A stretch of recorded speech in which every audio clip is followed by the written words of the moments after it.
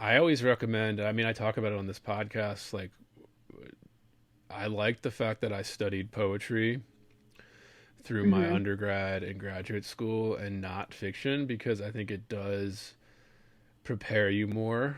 It does, like, because I mean, poetry's the higher art, you know. I'll just say it, right? Like, that's what it is Sure.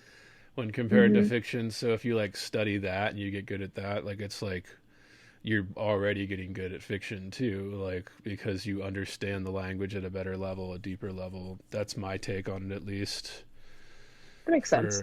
for studying poetry. I don't know. I mean, I might just say fuck it and just like apply for both and just like see what they take. I don't know. Yeah, We'll I see. guess sometimes it comes down to what they have room for with the slots, but if you're doing like remote low res, like, you should be good for Okay. either one. I mean, it depends, but yeah. Gotcha. Well, thank you. I'll probably like through the process like pick your ear about it and stuff if you don't like totally mind. Yeah, just send it in the chat or you could email me or something, yeah.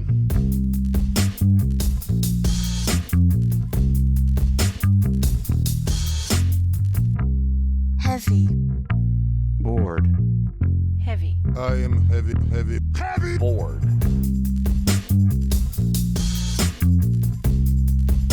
I may say that the male is entirely hostile. No! Resources. Life, friends, is boring. We must not say so. I guess let the first official meeting of the Heavy Board Book Club commence. The first official meeting. And this is something we just started here on Heavy Board, all you listeners out there. And this is going to be released as like a regular episode. So all of you out there listening, if you want to join me and Shaylin and others in this Heavy Board Book Club where we do, I think I'm going to do it bi-monthly. I feel like that should be a good pace to start. Sign up at patreon.com/heavyboard. In the double ply tier and above, you get instant access to this, whether you want to participate or not. And we have a group chat set up where you can just chime in, ask suggestions, things you'd want to cover on the book club. And we just arrange it on the group chat there on Patreon, and then we show up. So this is the official first meeting of it. So welcome everyone to the first official meeting of the Heavy Board Book Club. And we have Shaylin here. Coming on in. How you doing, Shaylin? Pretty good, pretty good. How's it going? Happy Friday. Yeah, it's a good Friday. Good Friday. And today's first meeting, listeners, we're doing Tender Buttons by Gertrude Stein. This is a book that I've always wanted to do for the podcast, and I thought it would be great for the first book club meeting because I think, not that Stein doesn't get enough recognition, she gets plenty of recognition, but this is like one of her only like published attempts at poetry. And I just thought like, and I just find it so original and just so kind of out there, especially for the time. This was originally published in Mhm. 1914. And Stein herself, I mean, a lot of listeners probably know this, but Stein is just like, was the epicenter of the modernist movement, and that's in poetry, fiction. You know, Picasso was coming over her house all the time to ask her opinion.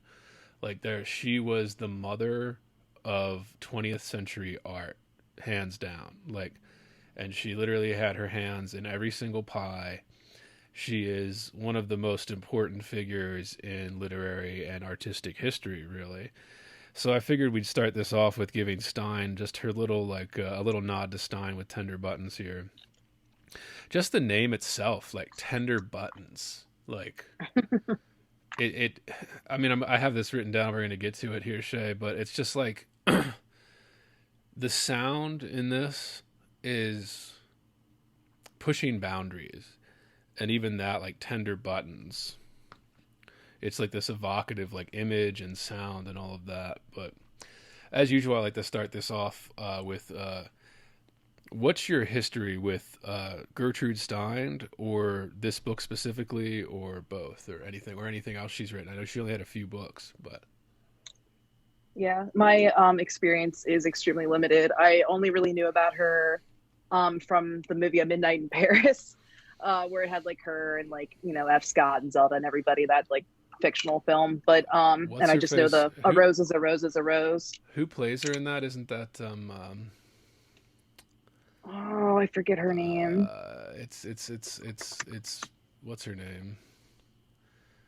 The woman from It's The on the tip. Waterboy plays the Kathy Bates. yeah, I think so. Yeah. Yeah, yeah. She's iconic, like Misery and all that other stuff. Yeah.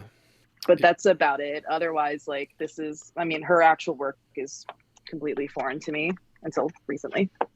And like in that movie does a good thing. So the Woody Allen movie that they brought up too, like the Midnight in Paris, where it kind of has this writer, for those that don't know, go back in time to kind of like early 20th century Paris.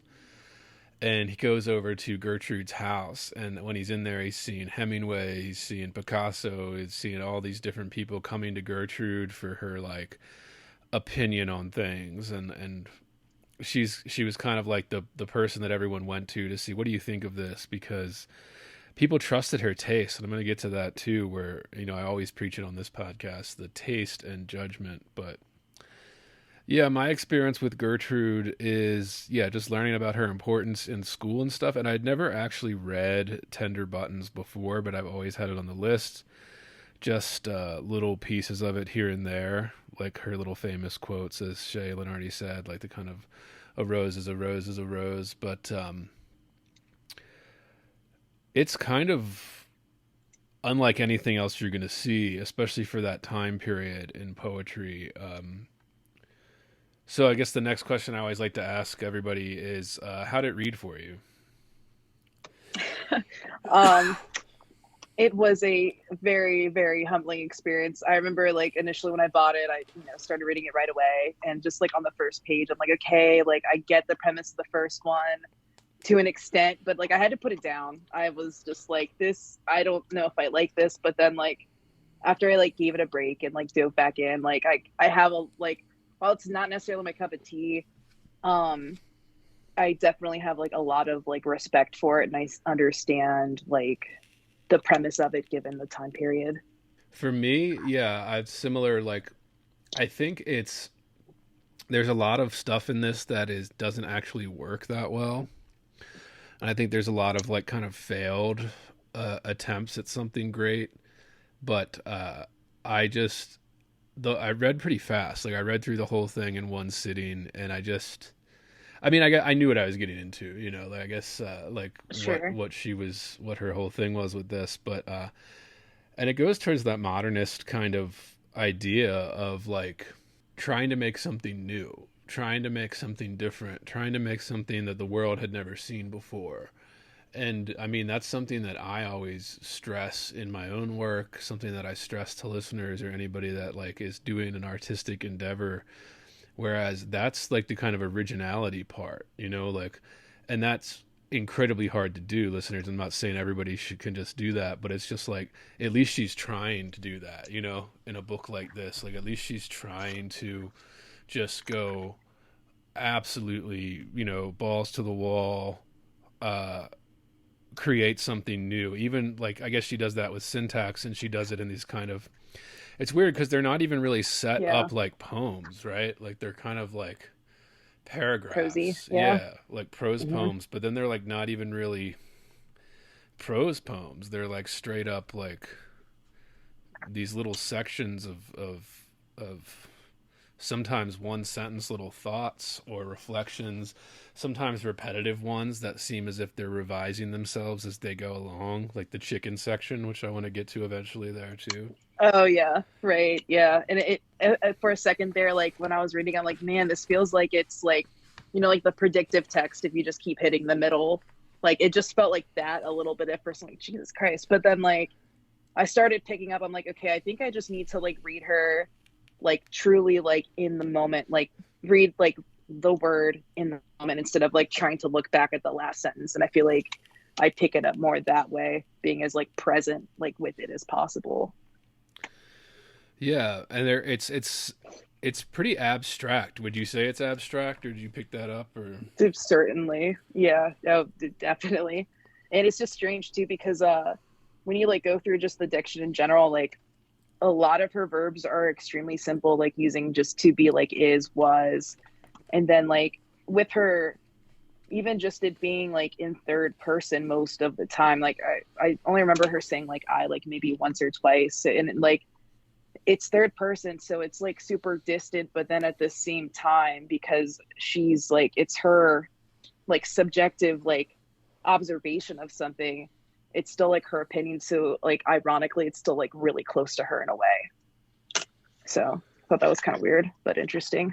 yeah, it's much different than like kind of contemporary stuff where I always the kind of obsession with the I is a more recent invention in poetry, and then this is like she's I think that's where it fails a lot too. I mean, we'll get into specific examples, listeners, as we go on, but it's like it's kind of like she was the only goal of this was to subvert and make new and change kind of connotations. Like there's changing certain feelings, or like there's even like definitional kind of uses in this as well. Like she's trying to change definitions of words and stuff, and kind of get at a level of depth. And like I said, sometimes I think that fails. Like she doesn't actually get there, Oh but yeah. at least she's trying to do that. And I'm always kind of inspired, like picking this up and then reading it. Like I was just absolutely inspired by the kind of balls it took to even try this. And I mean, she had people that she was sending this stuff to, I'm sure, and reading it and giving her feedback and stuff, like Ezra Pound and stuff like that. Like she was all up in there with that, and it's incredible that like the risks that this took, especially considering her body of work is so small. Like she didn't do a whole lot of actual art creation. She did a whole lot more of like kind of taste and judgment kind of stuff. But yeah, I'm always fascinated because this is one of those books that is kind of like you either like it or you don't. Definitely. Yeah. I mean, I and maybe it's just like I love narrative, and like I understand like prose doesn't need narrative, and maybe it's just like the current flavor that I'm in life right now. So it's definitely not something I'm into, but like I do appreciate and like some of the things that she's doing. Some of it with just the usage of color kind of gets on my nerves, and just like other like little things. Like I said, we'll get into it. But but yeah, I have mixed feelings about it overall, but like I feel like I would read like another one of her works just to. It's one of those things where it's like I'm not married to it, but like I'll get to know it more, Yeah, I didn't think about that, but you mentioning it makes me think like, yeah, like this is kind of an acquired taste in terms of what, because some of them are almost bordering on nonsense, like they're almost like nonsense, like clusters of Yeah. words. I think the repetition where she's kind of like searching for a rhythm, almost like song like, which again, it can be a very powerful tool in a lot of poetry, listeners. It can be absolutely like really emphasize power and change. Sometimes it'd be a little long-winded. Like there's a couple sections that like the last section, Rooms, is just one long poem. Yeah. It's like kind of jumps around, but then I think there's also just like there's a big tendency in contemporary poetry to kind of do these associative leaps where they're talking about one thing and then leap to another thing with an association of like some object or some event or something. And I think she's doing that a lot in this, where she's really doing that, going into the kind of avant-garde surreal. Like this is one of the most avant-garde poetry collections I think I've ever read. And I mean, I'm not a big fan of the Dadists or anything like that. I think that's garbage because I think they were purposely not trying to do anything with that, which is bullshit. I guess write in about that. I'm sure I'm going to get some complaints, but yeah, the Dadists suck. I'll stay there. But this is not like that. This is not trying to do nonsense. This is trying to do something that we've never seen before, and I think that's why it fails a little bit in certain sections. Like there are certain areas that are stronger than others, Yeah. but like most of all, it's broken into these three sections. And any kind of copy you pick up, listeners, it's in the public domain, so I think you can even get this for free, like a PDF online or something. Where the first section is objects, where she just kind of is going through all these different objects, and then the next section is food, which I want to get to because Stein was famously kind of a bigger girl, right? Like kind of someone who enjoyed their meals, and as someone who enjoys their food, that's really stood out to me. And then the final section is rooms, which is basically like one long poem here that like is about being in the certain rooms and like the aesthetics, the feelings, the ambiance that you get out of a room like this. Well, I guess let's just get into it then. We'll just go right. Like it starts off with this whole like there are things in here that I think are just like there are moments of absolute brilliance. Mm-hmm. And there's like moments I think like I said of failure. But I think the overall themes, let's touch themes first actually before we get to specifics. Themes I picked up on, and then feel free to run with any of these, Shay. Like usefulness, I think is a huge theme, especially in the objects section. And then, interestingly enough, taste, judgment, I think subversion is a theme in itself. And then I said already definition, and also I think the kind of like the sound in this collection is off the charts, just fantastic. Like she is trying to create these new ways of putting sound into poetry that I still don't see anybody in the contemporary world trying to do. Like it is, and it's not rhyme. Like it's not rhyme and meter. It is sound for like sound's sake, which is, as many know, the main thing in poetry. And it's just kind of like unbelievable. Like A Piece of Coffee was the one that I was really just sound is off the charts. Glazed Glitter.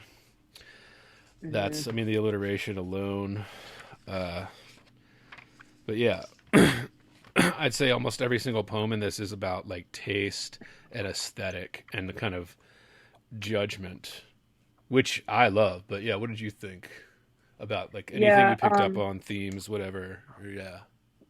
I saw like a lot of I don't know a lot about her. I know like because I did try to look at her bio a little bit. Like I know she was like a student of psychology, and like I feel like there's a lot of like Freudian like sexual references in here that she like ropes in a lot. Like it's definitely Freud heavy, and just like using especially like in things like you see a lot of like I feel like domestic like references as well is just like coming up for me mostly. Oh yeah, I mean, especially for the sexual references. She was famous. I mean, I guess we don't know for a fact, or do we? She was gay. It's kind of obvious from like her biography and stuff, but it was at a time when you were openly gay, you couldn't be openly gay. So, especially like that one roast beef that like definitely vagina references, and it's full of that, and how like the vagina is glistening and things, and it just kind of absolute it's like a lesbian manifesto. Yeah. Exactly, yeah. I'm about it. Hey. And I like that, and especially in that food section, I think is maybe like the heaviest part of the sexual innuendos, which makes sense because kind of equating food to sex. Right. Everybody talks to like Seinfeld has that whole bit about it and stuff, like a whole episode about it, like with George getting obsessed with like the pastrami during sex and stuff and eating. Yeah. There is a correlation between it. Like there is, and I guess it's just like pleasure seeking, like just kind of, if we wanted to broaden, not say just sex, but like pleasure seeking. And I think eating is like a part of pleasure seeking, like gluttony, right? Definitely. Even that, like, I mean, I'm somebody who loves food and eating, and there is an immense kind of pleasure you get from it. It's like any of the kind of things. It's one of the, I mean, in the 20th century, it's I mean, it's at least 21st century now. We do, it's so different because food is so apparent. It's everywhere. Like it's very abundant, particularly in the U.S. here. Like you don't need to pay a lot of money for it. It's everywhere, and like the majority of the country's obese. Like we just love to like gorge ourselves on food, and there is something to that. I think of kind of an indulgence or like a pleasure in indulging in something like that. Like, and even back then, I feel like she was wealthy. Yeah, notoriously, like, kind of. I think she came from a wealthy family, and she just kind of had this Right. trust fund that she lived on, and she had this like townhouse in Paris that like everybody would go over. And basically, yeah, she just sat around and like read books and like wrote books and like ate probably and had like coffee and tea and smoked and cigarettes and cigarettes another thing that's about pleasure. Right. And it's interesting too, because if we're like, granted, I know like she was American born, but like was in Paris like through like all this, but like even just like this was on like the brink of like the suffragette movement as well, which I thought was like really interesting for her to come out with something so off the wall and then be a woman on top of it, you know, is always like great to see. Yeah, and I mean I don't know how involved she was in that, but Yeah, I'm not sure either. I know she didn't give a fuck, and I mean, well, I guess she cared about appearances and fashion and stuff, but she definitely didn't care about, yeah, like, I mean, you look at something like this, like how kind of the risk she was taking, because I imagine, this would get criticized by people that don't understand what she's trying to do with it, where they're like, oh, it's nonsense, it doesn't make any sense, but like, she's trying to change sense making itself almost, like this kind of, I said subversion as a theme and kind of definition. She's changing definition, or at least trying to, with some of this. Yeah, and I'm just curious on what her like editing process was, or if like how much of that was even involved, or was it like before the beats made it famous, the whole stream of consciousness writing? That's also something I'm curious about that I don't like really know about her. Yeah, there's a lot of stream of consciousness in this too. There's a lot of Yeah. uh association with that too. Like I'm guessing, the big one, Virginia Woolf, which we covered on this pod, Hmm. listeners, right? Like she was a master of that. And that makes it sometimes, I know readers struggle with this too. Sometimes it makes it difficult to read when you're doing the stream of consciousness and you're just jumping from like internal monologue to internal monologue. It really makes it difficult to read, and I always struggled with that. Modernists love that, and I mean, so it makes sense that she's trying to like participate in that too. I mean, a lot of novel writing is that now too, or a lot of, not so much poetry really, but novel writing right now. They're still kind of doing that, but not as kind of masterfully. I always say like Virginia Hmm. Woolf used like every tool in the toolbox to really make that special, and she did these short little novels that were just so honed and crafted. I imagine she crafted it. I mean, I don't know.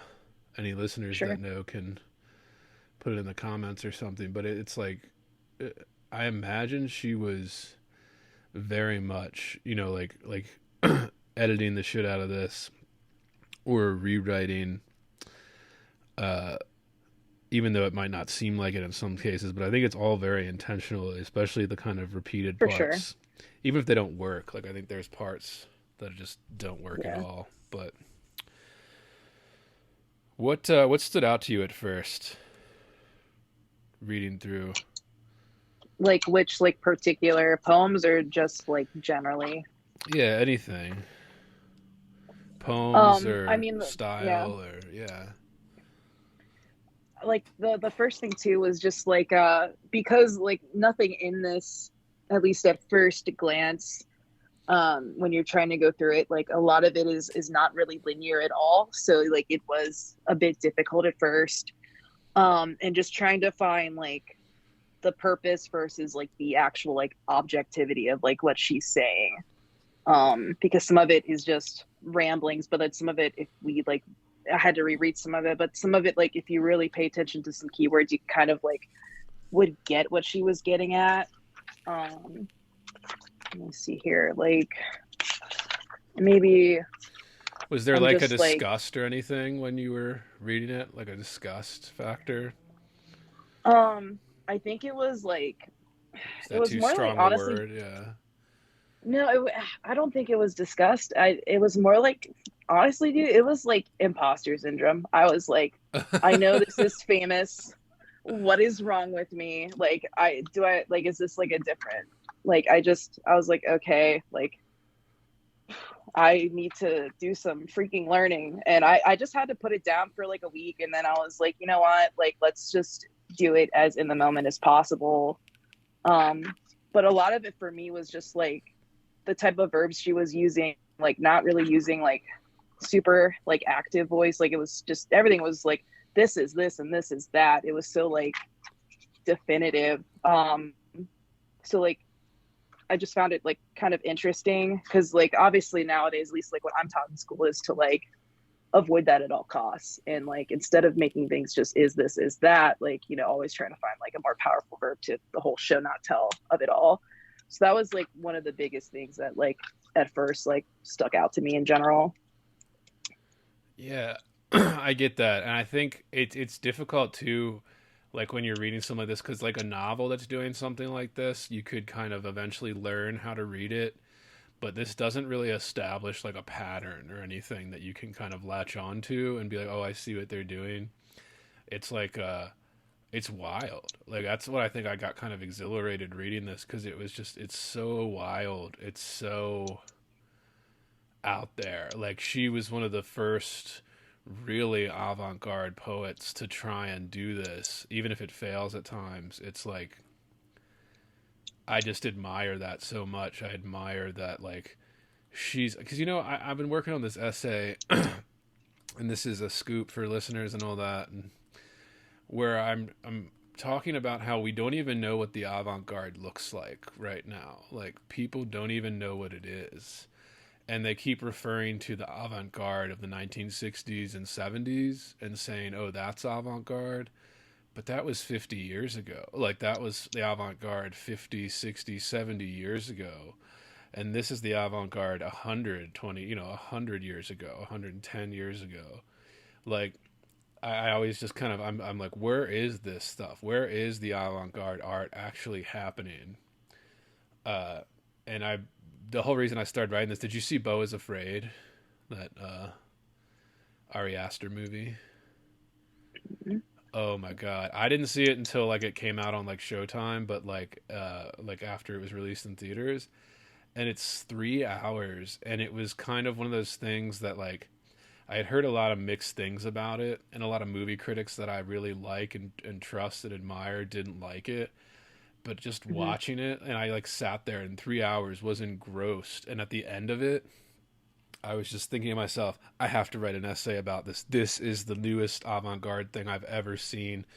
Like Ari Oh Aster wow. just like did avant-garde for the 21st century. He just showed us like a new avant-garde technique in film that everybody was just kind of going, oh, that's not it again, because they keep thinking that avant-garde is what people were doing in the 70s or 60s or something, or even the modernists in the 20s and like the early 1910s, and it's just like, no, that was the avant-garde then, and it's actually the avant-garde from the 70s, I would say, is absolutely mainstream art now. It's not even avant-garde, it's absolutely mainstream.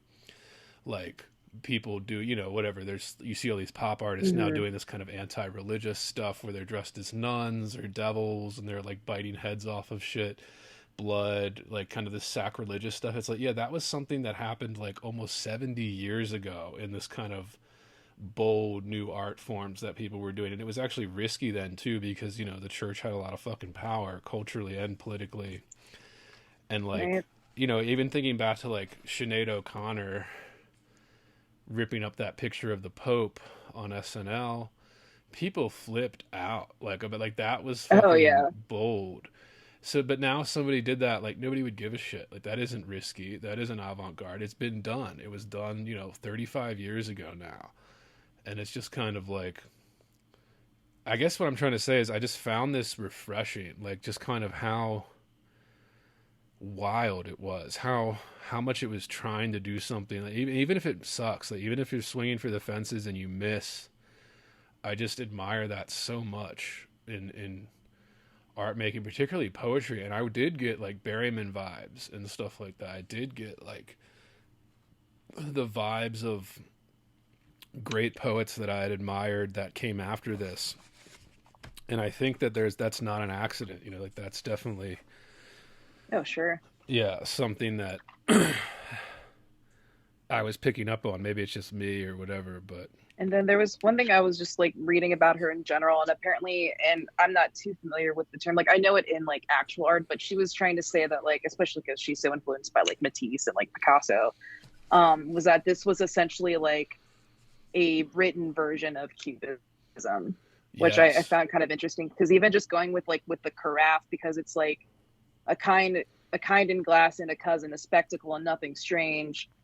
It's like you're starting inside of the actual craft and like going out when you're like reading like the word associations in there, because she's like the difference is spreading at the end, and it was just kind of like a weird way because it's not like you're necessarily looking at it like on every single little side, but it's like she's starting like within and spreading out, and I thought that was really interesting. It was a really strong like first poem, at least, because I was like, okay, this is a little different, but like I think I pick up what she's putting down, you know. Yeah, I love that you say that with it's like it is this kind of cubism and the kind of modernist art that was going on. Like you can tell she was inspired by more than just the poets and stuff and poetry that was happening in fiction. She was inspired by these artists that were doing things people hadn't seen before, that were actually taking things that could be considered ugly and trying to do stuff with them, like abstractness, not for abstractness sake, but abstractness to create some form of beauty. But yeah, Right. especially yeah, glazed glitter was the first one that stood out to me. And she does this a lot, like that first nickel. What is nickel? It is originally rid of a cover, and there's kind of this. What is this? You know, she'll say the term and then ask, "What is it?" And that's where I get the kind of definition thing. Right. And just like the change in that is that red weakens an hour. The change has come. There is no search, but there is that hope and that interpretation. And sometime, surely any is unwelcome. Sometime there is breath, and there will be a sinecure and charming, very charming, is that clean and cleansing. And then my favorite line in this: certainly glittering is handsome and convincing. Right. Certainly glittering is handsome and convincing. Oof. Oof. And the way that she kind of like, I don't know, what do you think of that line? Certainly glittering is handsome and convincing. No, I mean I think it's a good line. Like are you asking like what I like think of it like definitively, or Just whatever I you mean get, first thing that comes to mind, or yeah, what do you think it's saying, or anything like that? Yeah. I was just like thinking of like the time period and just like being so close, like leading up to like World War I and everything, and just like nickel and like the value of money, and like certainly glittering is handsome and convincing. Um, yeah, I was just getting just like about like the economy in general and like what is worth to us was kind of my vibe. But Yeah, the kind of sparkling jewels, money, crystal, glassware, considering we're in the kind of the objects section of this book, the very first section, it's like, so literally it's just these kind of objects, the mhm, carafe in the first one, a cushion in the one after this, the kind of glazed glitter, and this kind of, I think, yeah, it's certainly glittering is handsome and convincing, and I think it is kind of convincing you of its value, right? Gold glittering, silver glittering, crystal glittering, diamonds, you know, these things that we put immense value on, and it's almost like uh, she's kind of giving us that acknowledgement of it. I don't know. I mean, that's what I got something similar from it. Yeah, there is no gratitude in mercy and in medicine. Oh, I love it. Yeah. And yeah, then because the, that's when it makes sense because it transitions there, and you're like, oh, okay, cool. Where are we getting with this? She's like trust fundy. It's like, all right, but yeah, and I think it just hits at something like there is no gratitude in mercy and in medicine. And I mean, it's a Yeah. little abstract because the medicine tacked on at the end there, but it's also like there's no gratitude and mercy. And I think that's also, I mean, this is what we always talk about with art, these kind of universal truths, these kind of things that hit at some vein in the common humanity that they, whenever you know, mercy is often treated with ingratitude or they just take advantage of it or something in a lot of ways. But yeah, it certainly showed. The last line of this is one of my favorites. It certainly showed no obligation, and perhaps if borrowing is not natural, there is some use in giving. Right. Perhaps if borrowing is not natural. I had that underlined because I was just like, oh yes, borrowing is not natural. There is some use in giving. Yeah. And I think also like whenever I was just like reading this in my head, it was like a little hard, but then like when I would read it aloud and like it helped me like break it down a lot more too. Kind of like when you're doing drafts and writing, it was kind of like the same thing. I was able to kind of like pick up other stuff as well and see how it was actually more cohesive than I had like originally like realized. Yeah, and I wasn't crazy about a substance and a cushion. There was No. just like one line in particular that I liked out of the whole, and that's one of her longer ones in this first section, where what is the use of a violent kind of Yep. delightfulness if there is no pleasure in not getting tired of it? Yeah, I had that underlined too.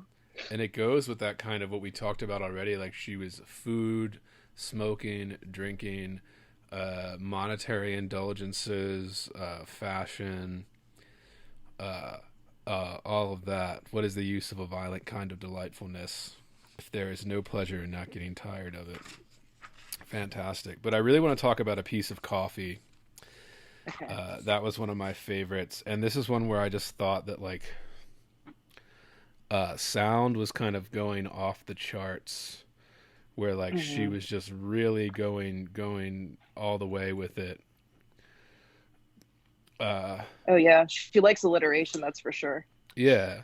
A piece of coffee is not a detainer. The resemblance to yellow is dirtier and distincter. The clean mixture is whiter and not coal color. Never more coal color than altogether.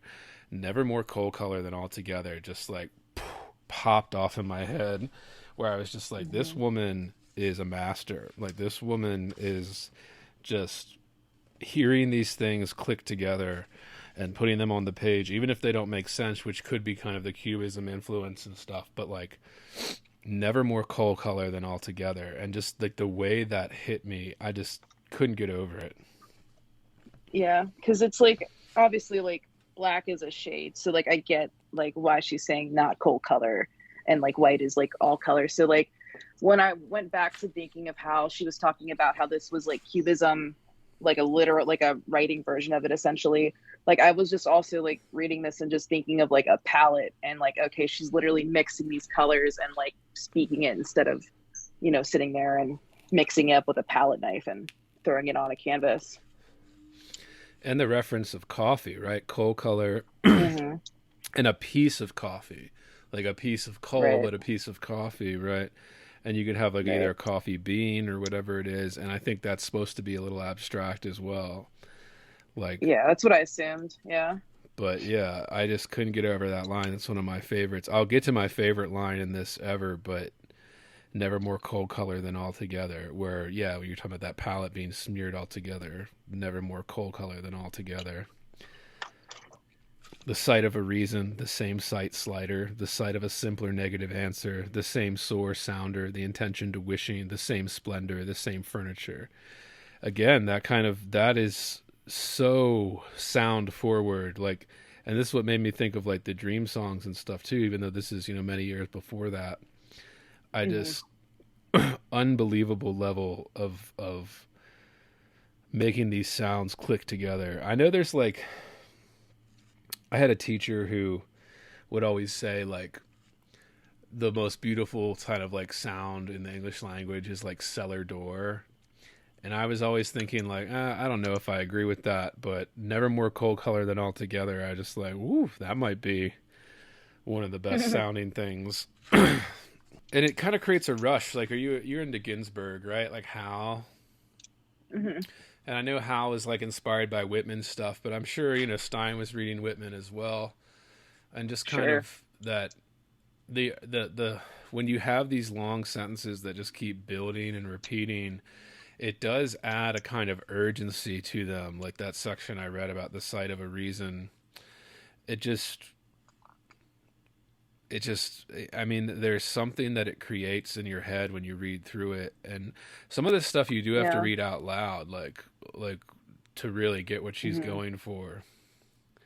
Especially with that one because it's so like comma heavy. That specific line, it does urge you. Like even though you don't have like your I can't think of the word right now, but like your line breaks or whatever, enjambments, and it forces you to breathe. So it does kind of like make you feel that like with that faster pace or whatever, it does give you that sense of urgency. Yeah, I wanted to ask you, would you call these prose poems? Yeah, yeah, I would, just because it doesn't like, at least like my general understanding of prose is that like it doesn't have a goal and there isn't like a conflict. So since it's not a story, it's prose. And there's no like, yeah, line structure other than like a basic paragraph structure. But Right. I guess I was tossing this back and forth because I was like, all right, like a lot of them I would say yes, they seem like they're prose poems, but then some of them seem like they're kind of half formed, like she's Hmm. almost playing with the prose poem form too. Like some of the Oh one yeah. sentence ones, maybe, I mean, that was big in modernist stuff. Everybody points to Ezra Pound, people at the Metro or whatever. But yeah, I couldn't quite decide if I was calling these prose or maybe even like creative essay type. I mean, I don't know because they're not quite essays either. They're not. Yeah, because it's just so spatial, in like a sense. Like it doesn't have like, I mean, it's just so like subjective because they're just viewing something, and like it's just kind of like inner ramblings on a page, and it's just really pretty ones in a sense. And I just think like that's why I say it's so much of it is about taste and Mm. judgment. Like she's making judgments about aesthetic and stuff, like with the colors and stuff, the references to uh we get to my favorite line in this whole thing, any little bit of green is ordinary, and Hmm. just like the artistic and aesthetic judgments that are being put in all of these. Even coffee, like a piece of coffee, like is about a couple of different things, but I think it's about also the kind of judging, like what it looks like, what it feels like what it gives you, um, Right. and then kind of just basic descriptions and definitions too. I think that's like all there, and that's where I think the Hmm. poetics really come in terms of, yeah, whether they're prose poems or not. It's kind of like, yeah, but these are incredibly poetic, and they're Yeah. not trying to tell a story so much as like get an idea across, and really that idea is about like an aesthetic idea or a judgment. And I always Hmm. stress this, like I always stress like you have to judge something. Like I like there's this tendency where everyone's like, oh, I don't know. I'm like, no, like what do you think? Like make a judgment. like like Hmm. anybody can make a judgment, even if it's not like a super informed judgment or whatever. Like you can make a judgment, and you can say, what do you think of this? And it's clearly she had no lack of confidence in doing that, and that's why people came to her all the time, like for her judgment. And then this is kind of like that in poetic form. I don't know, I mean, that's just what I was like No, I get seeing. it. Yeah, definitely. It's very like, I mean, it's just a lot of observation, and just her point, because everyone has like with judgment, like everyone when they see something, they have some sort of observation of whatever they're looking at, like some sort of perception, whether they want to say it out loud or not, whether it's positive, negative, or even just in between and like nihilistic. Like everyone has some form of perception, and this is just her extension of that. And there's like good manners usually makes people not like say the judgment. Sure. but like the people that are unafraid to say the judgment, like Stein, are, it's almost like a trust. Like you develop a trust through it because there is this level of, you know, everyone says no judgment, but I always am like, you know, you're judging things constantly. Right. Like when I see somebody on the street, like I'm judging them. I mean, I don't necessarily say anything or whatever, but like just internally, or like I'm not even thinking about it that hard, you know, but it's just like you see somebody, what somebody looks like, what somebody's doing, like the way they walk, like I'm always just like, huh, like I just like see it. And then you're like there's an inherent judgment to it. And Right. Kind of like mindfulness. Sometimes you're just observing something even without bias. It's just something you're seeing, and then she's just describing it from her perspective.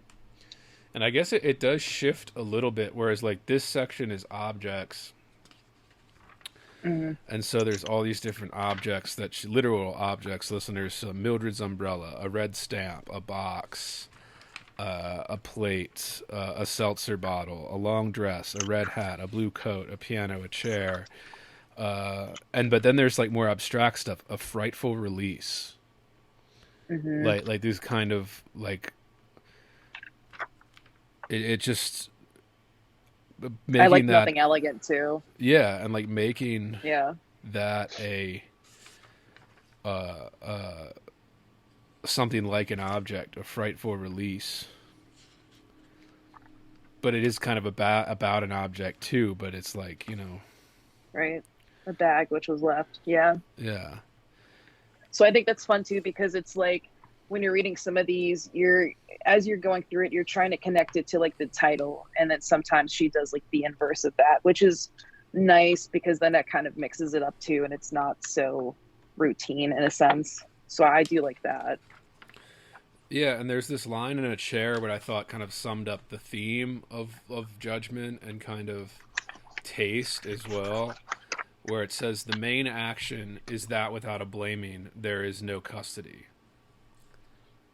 The main action That makes sense. is, yeah, there is no Yeah. custody, meaning like what I took it to mean is that without this action, without this taste of judgment, this act of judging, this act of description and interpreting, there is that without a blaming there is no custody. So like you have no kind of agency over anything without this judgment or taste being imposed. Otherwise, you know, you're just kind of, it's just a thing that like you're just going about. I don't want to say like NPC, like a mean term, like a non-playing character, but Sure. it is kind of like, yeah, like without a blaming there is no custody, no ownership, no integrity to it.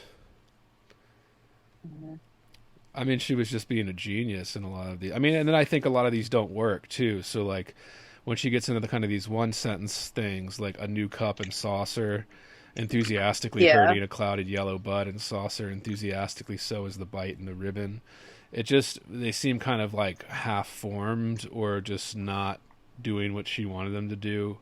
Eyeglasses. I also just cutlet. liked it was kind of whimsical too. I think just because like sorry for cutting out, but like I actually did kind of like that one with as simple as it is. Now like there's other ones that are like eyeglasses I wasn't like super keen on, but like that one I just kind of liked because it made me think about mindfulness and like this big trend on like slow living that like everybody talks about, and just like, you know, maybe like the whatever she had, whether it be like chamomile or whatever the yellow bud was or whatever, just like something that just like the tannins were just sitting a little too long.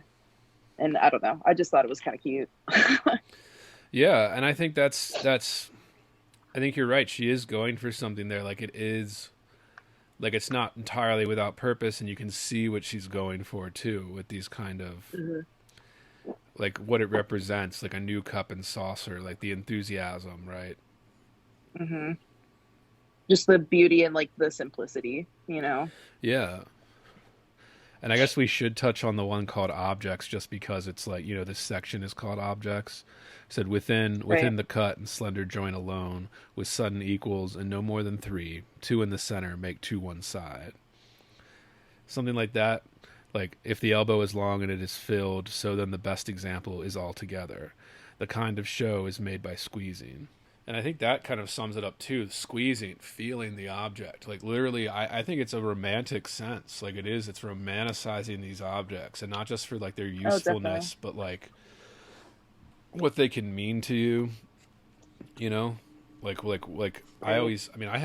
I think everybody does this, where there's just these little things that are almost meaningless, like an object I got for whatever reason, and I just hold on to it for years, like, and there's not even like a story behind it, and I just can't get rid of it for some reason. Like, I just always, like, I'm moving recently, like I'm packing up to move in the next few weeks, and it's like you find those things, and I'm like, man, I've had this for years, and it's just absolutely, Hmm. like, I've never gotten rid of it. It's not even like I pull it out and look at it. I just like to possess it. Like, it's Oh yeah, I'm someone who loves antiquing. Like I own too much old stuff with some sort of story I don't know about, but there's something kind of, you know, fun about that. And just like when I think of squeezing, I think of like warmth and like kinetic energy. So like I even took kind of something a little almost sexual about that too, just like longing. yeah, if fetishizing the thing, like, kind of like giving it Right. more meaning than it has. And I mean, this section is called The Freud of it objects. all. Yeah, and like it's Yeah. giving these objects more meaning than they have, and kind of Hmm. making. I love romanticizing. Like, I think as a Hmm. writer, as a poet, as and all you out there listening know this, and Shayla knows this. It's like this is that's the whole point. Like, if you can't romanticize the tiniest little thing, like a little tuft in Hmm. a carpet, like, it just kind of, what are you doing? Because that is a huge part of the art, and I love that she's doing it in this, like, especially when we get to the food section, the way she's kind of romanticizing these kind of pleasurable aspects of food and all that.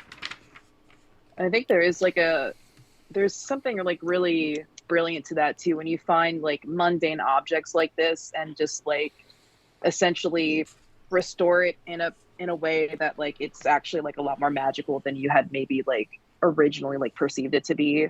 I think is like a really strong way to like show like you're a good writer. Whether like we can argue about like narratives, whatever, if that's your thing, but like when it comes down to it, like taking something and like bringing magic or life to something inanimate, I think is like really touching. Yeah, I mean, even like, yeah, a little bit of a tumbler, like, so I mean, it implies like some type of like piece or something. Hmm. A shine indication of yellow consists in there having been more of the same color than could have been expected when all four were bought.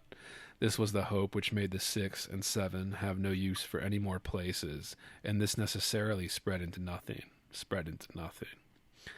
It is Right. kind of like necessarily spread into nothing. I mean, Hmm. yeah, that these kind of, yeah, I just can't get over these objects, these things. Like, was there anything that you wanted to touch on that we didn't talk about yet, or in this Right section? before, yeah, like right before Tumblr, I just wanted your opinion on malachite because like I love malachite in like the stone that it is. Like it's one of my favorite stones, and like I like the mythology that surrounds it, but I just couldn't understand the context with the title, and maybe that's part of the problem because the sudden spoon is the same in no size. The sudden spoon is the wound in the decision. Like it sounds good, but I'm just like I don't really know what she's exactly getting at. Yeah, I would say, yeah, I mean, for that, I would say it's one of the ones that's not quite working. I mean, Yeah. where I think it is kind of the shorter ones that tend to not work as well, Yeah. at least like the other ones. But yeah, Hmm. it sounds good. The sudden spoon is the same in no size. The wound in the decision. Yeah. I mean, yeah, I don't know.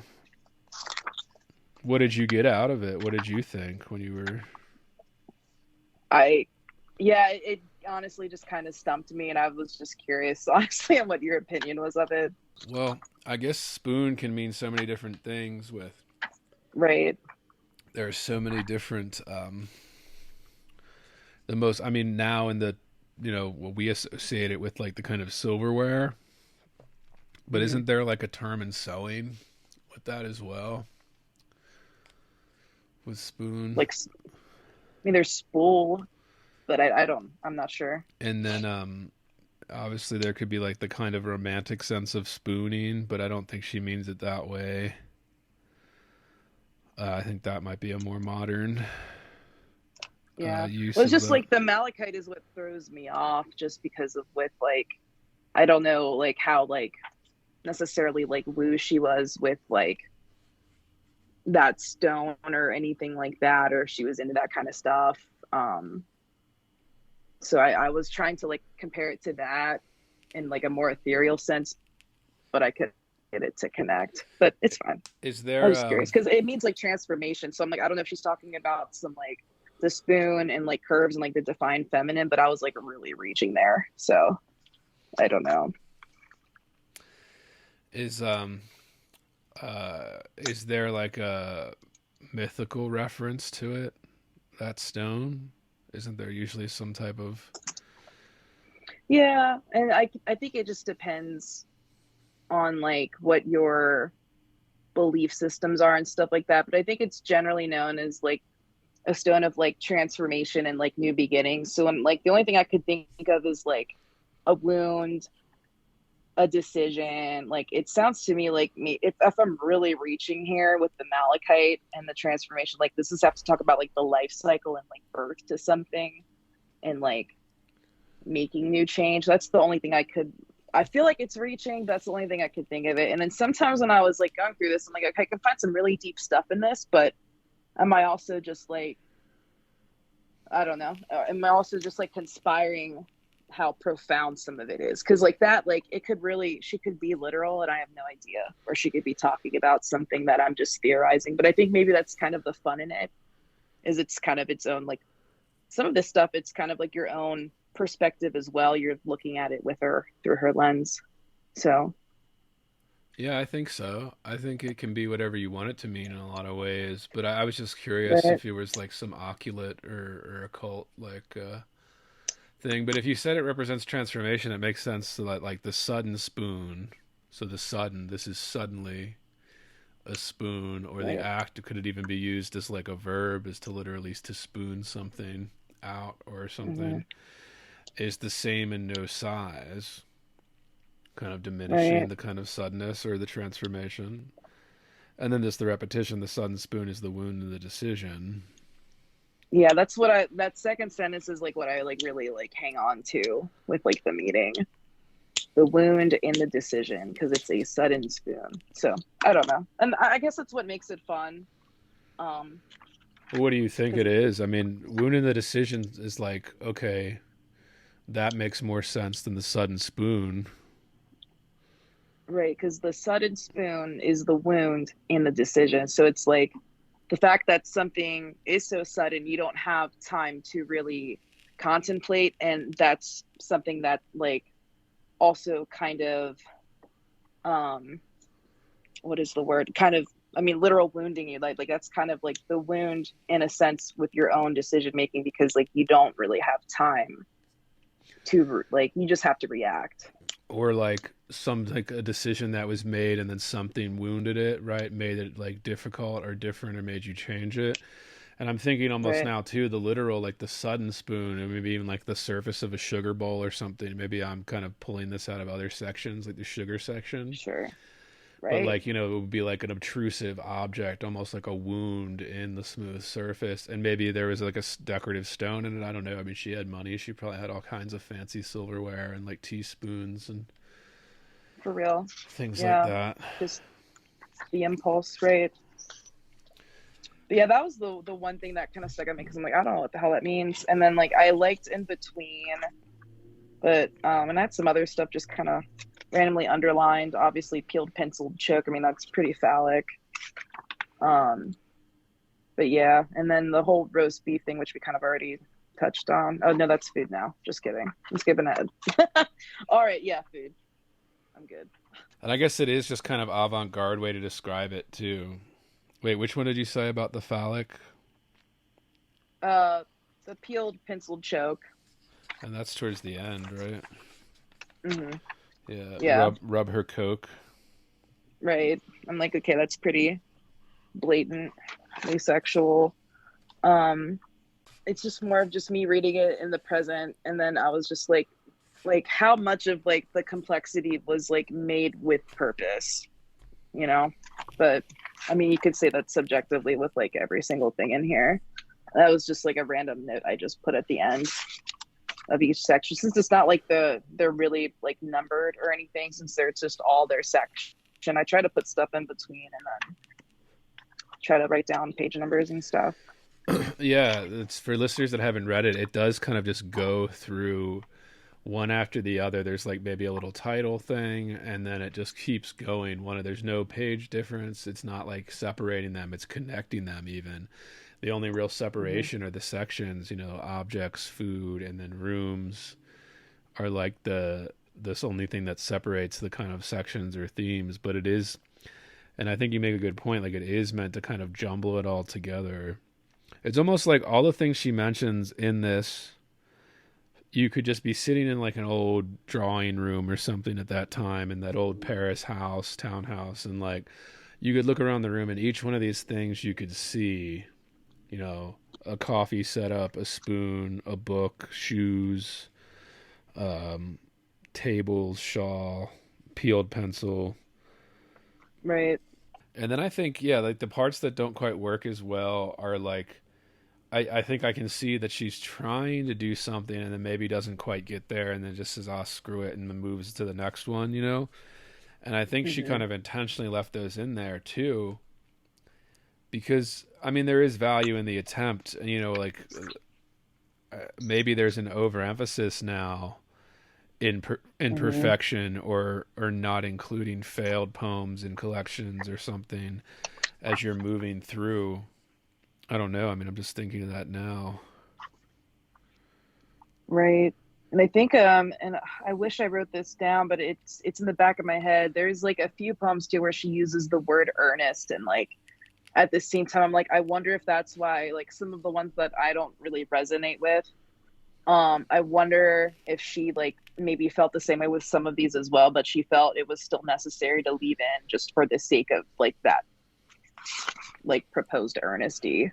That's interesting too. Do you think that these are earnest? Like there's like an earnesty to these, or do you think that they're like joking, They're, poking I think they're fun earnest of? to her, but even if it's joking or poking fun, it's still like earnest to her like perception and observation. So I would say it is. Yeah, thinking of that now when you mention it, I feel like she's actually blurring that line in this kind of, there's earnesty to this, and then there's also kind of a joke or mocking or like maybe a little bit of that Dada spirit where the nonsense Sure. angle, and maybe that's like an artistic angle that I didn't consider before, what she's doing here with these, because it She's is, definitely having fun with it. Yeah. yeah, it is just, I mean it is kind of like, I mean I've never really read anything like this before or since, like there's really very few things that kind of evoke that kind of in between blurry feeling that this book does, and these kind of collection of these little strings of stuff, sometimes they're not even working. Yeah, and I think that's a big thing too with like and I know like Picasso has had like several like phases of course, but just like with surrealism like in general, like a lot of it is like up to one's own interpretation. So I mean, I guess it just goes back to like what speaks true to us. But this is how, at least from my understanding of like when I read it, this is her honest way of observing it, whether it's poking fun or whatever. It's at least, I'm assuming, her opinion, especially just all of like the like homosexual like eroticism, which you'll really see in food. But yeah, Yeah, well, I gotta pee, and why don't we take a little break, get a refill, and then we'll move on to food real sounds quick. good. Yeah, be right back. Oh, this beer's hitting the spot too. What are you drinking? This chocolate stout. Oh, snap. I usually keep heavier stuff for like the colder months. That's interesting. Uh, I don't even really drink beer that often. Uh, Oh, my okay. my wife is currently pregnant, but when she drinks, she always likes to get kind of seasonal stuff. So I actually have some summer stuff in like the mango cart. Beer is big in summer. Oh, yeah. So there's I could have been drinking that, but I don't really like sweet drinks, like especially alcohol. Really, I don't like any type of sweet beverage. Maybe chocolate milk is as sweet as it goes for me. Uh, but I don't know. I was just, yeah, it was been a stressful day, and I was just like, yeah, this actually is maybe I'll just drink this. And I'm out of scotch, and I didn't want to buy more Fancy. because it would, we are moving, and I just had to pack up some one more thing to pack. Yeah, that's a good point. I mean, whenever I do stuff like this, when I disrupt my environment, it takes me a good 3 to 6 months to get reacclimated to a new environment. Oh, So it's absolutely. always a pain in the ass for me whenever I'm having to do this kind of stuff. So I get even more stressed when I'm having to change my environment, or like I just finished packing up most of my books, and of course I have stuff scheduled, so not just the book club scheduled, but like other episodes where people are coming on, or I'm doing a solo episode, and I'm like, all right, I had to leave those out, and I had to Right. like really prepare all that stuff so that I'm not like packing up books that I needed in like these boxes. But yeah, it's a pain in the ass. Uh, Yeah, moving sucks. Then you're doing this plus you're also teaching, which is I'm sure its own headache. And then the stresses of just the whole process of the pregnancy. Congratulations, by the way. Is it your first? Nice. Do you know the gender yet? yeah, it's a girl. Awesome. Congrats. That's exciting. Yeah, she's due in September, so we've been dealing with that, like doctor's appointments and stuff. But I'm loving this so far, yeah. And then next time we got to go more fiction like style. Sure. Yeah, I'm pretty much down for anything. I mean, I think what's most fun for me is that like especially something like this was like really intimidating, and I just like the learning experience too, you know. So, I'm open to whatever. And you don't hear it. Like, this is a book that like I was never taught in school. It was only ever No. referenced a few times. Like, there was never any like, oh, read this. And then like when you sit down and actually read it, which is what I always encourage listeners to do, read the books. There is this, like, it's almost like I said, it's wild. It's like free, and it's unlike anything else that was kind of written at that time, especially in terms of poetry. Think of the high modernists, like you think of Eliot and all of that, but you never think of Stein. You never think of her. What she's doing in this book is resembles the more kind of mid to late 20th century than it does the current time period in 1914 when she published this. And I'm like, all right, so that means that this was more ahead of its time than Eliot, anything Eliot did, or anything these other high modernist poets did. Oh, Uh, absolutely. and it became the norm. And you would think that because of that, especially looking back now in a course, you'd be able to easily assign this and have people go through it in that way. But never happens. I mean, there's a sad state for kind of education, especially literary education right now with that. But I'm glad I read it, and I'm glad we did it for this because it's it's inspiring. Like whenever I do something like I like things that are not the norm, things that are going off the edge a little bit, and this does that. Like this really. Hmm. This isn't some confessional. I mean, confessional hadn't even really been a thing yet. This is Right. this is uh, abstract kind of avant-garde evolution in poetry writing. That's why I always stress the dream songs with Berryman. If you look back at those poems, like nobody has come close to that level of innovation in the art form. And like she doesn't even really properly get the credit for the innovation with this stuff here. I mean, who was writing prose poems at that time? Like almost no one. Right. And then to do it And in I this think way. Yeah, sorry, go on. no, you're fine. You're fine. One thing I was gonna say too is that I feel like maybe the lack of popularity as well is it's not easy to mimic, right? You know what I mean? Like good luck trying to recreate something like this. I mean, I guess if you sat there and did like a free write in your room and looked at something, but to still try to connect dots, within that and like, because even, and I know we're over things, but even just little things like, where was it? Sorry, just a second, because I was like the red stamp. Wow, like they started talking about lilies and then like brought in dirt. So it's like a way she's using things that are like relative to the subject matter. So it's like pseudo metaphorical, but like not quite.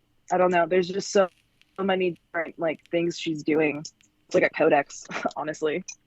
But that's what makes it entirely original at the same time. Yes, I mean that's the art. Like that is the innovative part of the art. Like Yeah. I know I always shit on Instagram poetry and all that, and everybody else should too. But it's just like those are so expected. Those are the reason those are bad. Usually is all the other reasons, but the main thing that irritates me is that it's not original. It's not new. It's not anything that you couldn't read in an emo song lyric or anything from 30 years ago.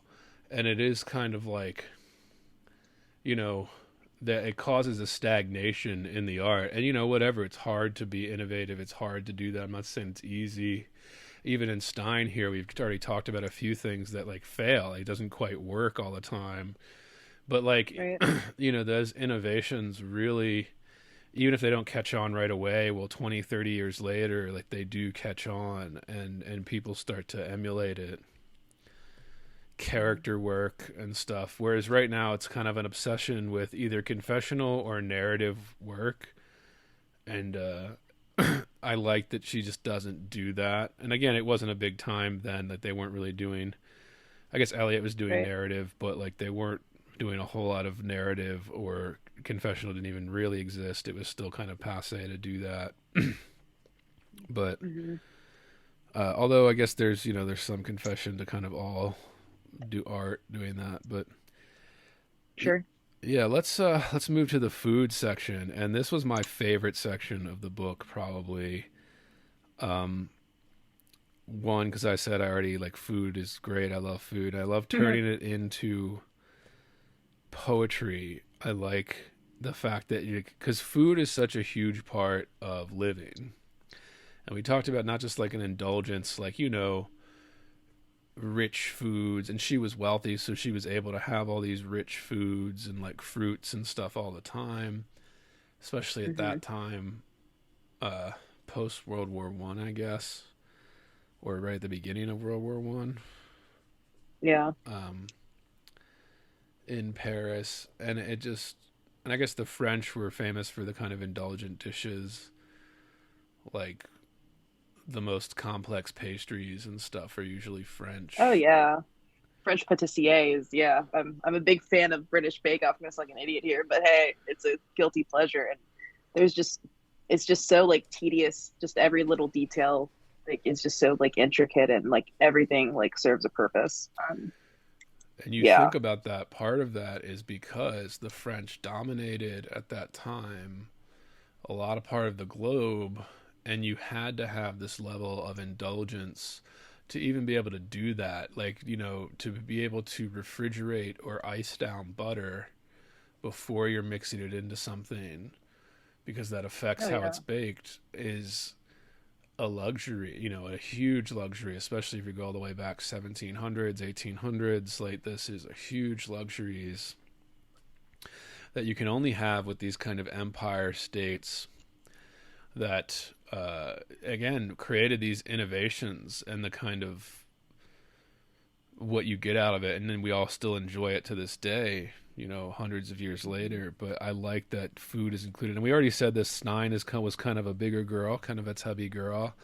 She didn't shy away from these indulgences, and I guess back then it probably was still like being fatter was like a sign of wealth still, like as opposed to now where a sign of wealth is like being thin. And Or your Botox, you know? yeah. Well, that's the thing. Yeah, it's like all the poor people are all like morbidly obese now, and like at least in the Western world, America, and then all the rich people are just like thin on like steroids or something, and it's like a sign of wealth now to be like in shape. It's almost done the total inverse. But yeah, food. And this section is the longest section in the book as well, which again says something. And it isn't just quite, you know, it isn't so simple either of just like roast beef. It's much deeper than that. But food and sexual pleasure, which we've been getting to. But yeah, roast beef. What did you think of roast beef? Yeah, I mean, it is definitely, for me at least, like super sexual. Definitely like lusting gluttony going on here. I would say it's a lesbian manifesto. That's definitely still like my 5-second take on that. If I was just to sum it up. There it is. Kindness is not earnest. Okay, it's in the middle of tender buttons. But anyway. And this is probably the longest poem. Well, besides Rooms is probably the longest, but this is the longest poem in this section. Right. Roast Yeah. beef. And you say, okay, the poem's called Roast Beef, but it doesn't even start with like a food thing. It says, in the inside there is sleeping, in the outside there is reddening, in the morning there is meaning, in the evening there is feeling. Again, like Shaylin already said this, like sex, I mean, that screams sex. In the evening there is feeling, in feeling anything is resting, in feeling anything is mounting, in feeling there is resignation, in feeling there is recognition, in feeling there is recurrence, and entirely mistaken there is pinching. All the standards have steamers, and all the curtains have bed linen, and all the yellow has discrimination, and all the circle has circling. This makes sand. Yeah. This makes sand. Fantastic. You go, girl. You know? Fuck. Yeah. Good for you. And there's some reference to like slicing, like sliced roast beef for sandwiches or something. Very well. Certainly the length is thinner, and the round rest has a longer summer. Right. To shine, why not shine? To shine, to station, to enlarge, to hurry the measure, all this means nothing. If there is singing, then there is the resumption. And it is kind of almost random in terms of it going off that. Yeah. Like I feel like it there's a lot of like peaks and valleys, but it does try to like go back to it, but some of it you kind of like lose, but it's still just super sexual. But then it goes into like the chickens and the feathers and the ripe purple, room to curve single plates and larger sets in second silver, room to send everything away, room to have heat and distemper, room to search a light that is simpler, all room has no shadow. Like that was it. I don't know, just like the repetition again that she uses. Yeah. It's in the breaths again. Like I just really like that little section right after the kindness is not earnest, and that was what I was thinking of with the earnesty thing. Kindness is not earnest. It is not assiduous. It is not revered. I thought that was interesting and kind of played into the whole, I guess, bigger picture of this in a way. Yeah. The difference is that a plain resource is not entangled with thickness, and it does not mean that thickness shows such cutting. It does mean that a meadow is useful and a cow is absurd. Because cows are kind of an insane animal, yeah. And when you think of beef, kind of like the purpose of a cow, literally, I mean, how the fuck did that develop? Like, it's mostly it's vegetarian. It grazes on grass and shit, and then he just produces milk, and that's it. Like beef, I guess, is like the big product that we get from cows, beef and milk. But Sure. and they're so huge, like Yeah. they're so big and just kind of lumbering, and they don't even really do much. They're incredibly kind of docile for large animals too. Like Right. I guess the female cows, at least the bulls are not. But Sure. my favorite part of the roast beef is please be the beef, please beef. Pleasure is not wailing. Please beef, please be Yeah. carved clear. Please be a case of consideration. And it's just like, oh yeah, that was one of my favorite parts of this whole section. Please be the beef, please beef. Pleasure is not wailing. And I think I saw like a couple paragraphs up. She talks about coal and copper again, kind of like akin to like the first section, which I thought was kind of in good taste. Color is in coal. Coal is outlasting, roasting in a spoonful. A whole spoon that is full is not spilling. Coal, any coal is copper. Because I love the copper poem. Like, I don't know why. I love that one. So I don't know. I just kind of liked how that was very slickly referenced in there out of nowhere, but I liked it. Yeah. And it kind of like color is in coal.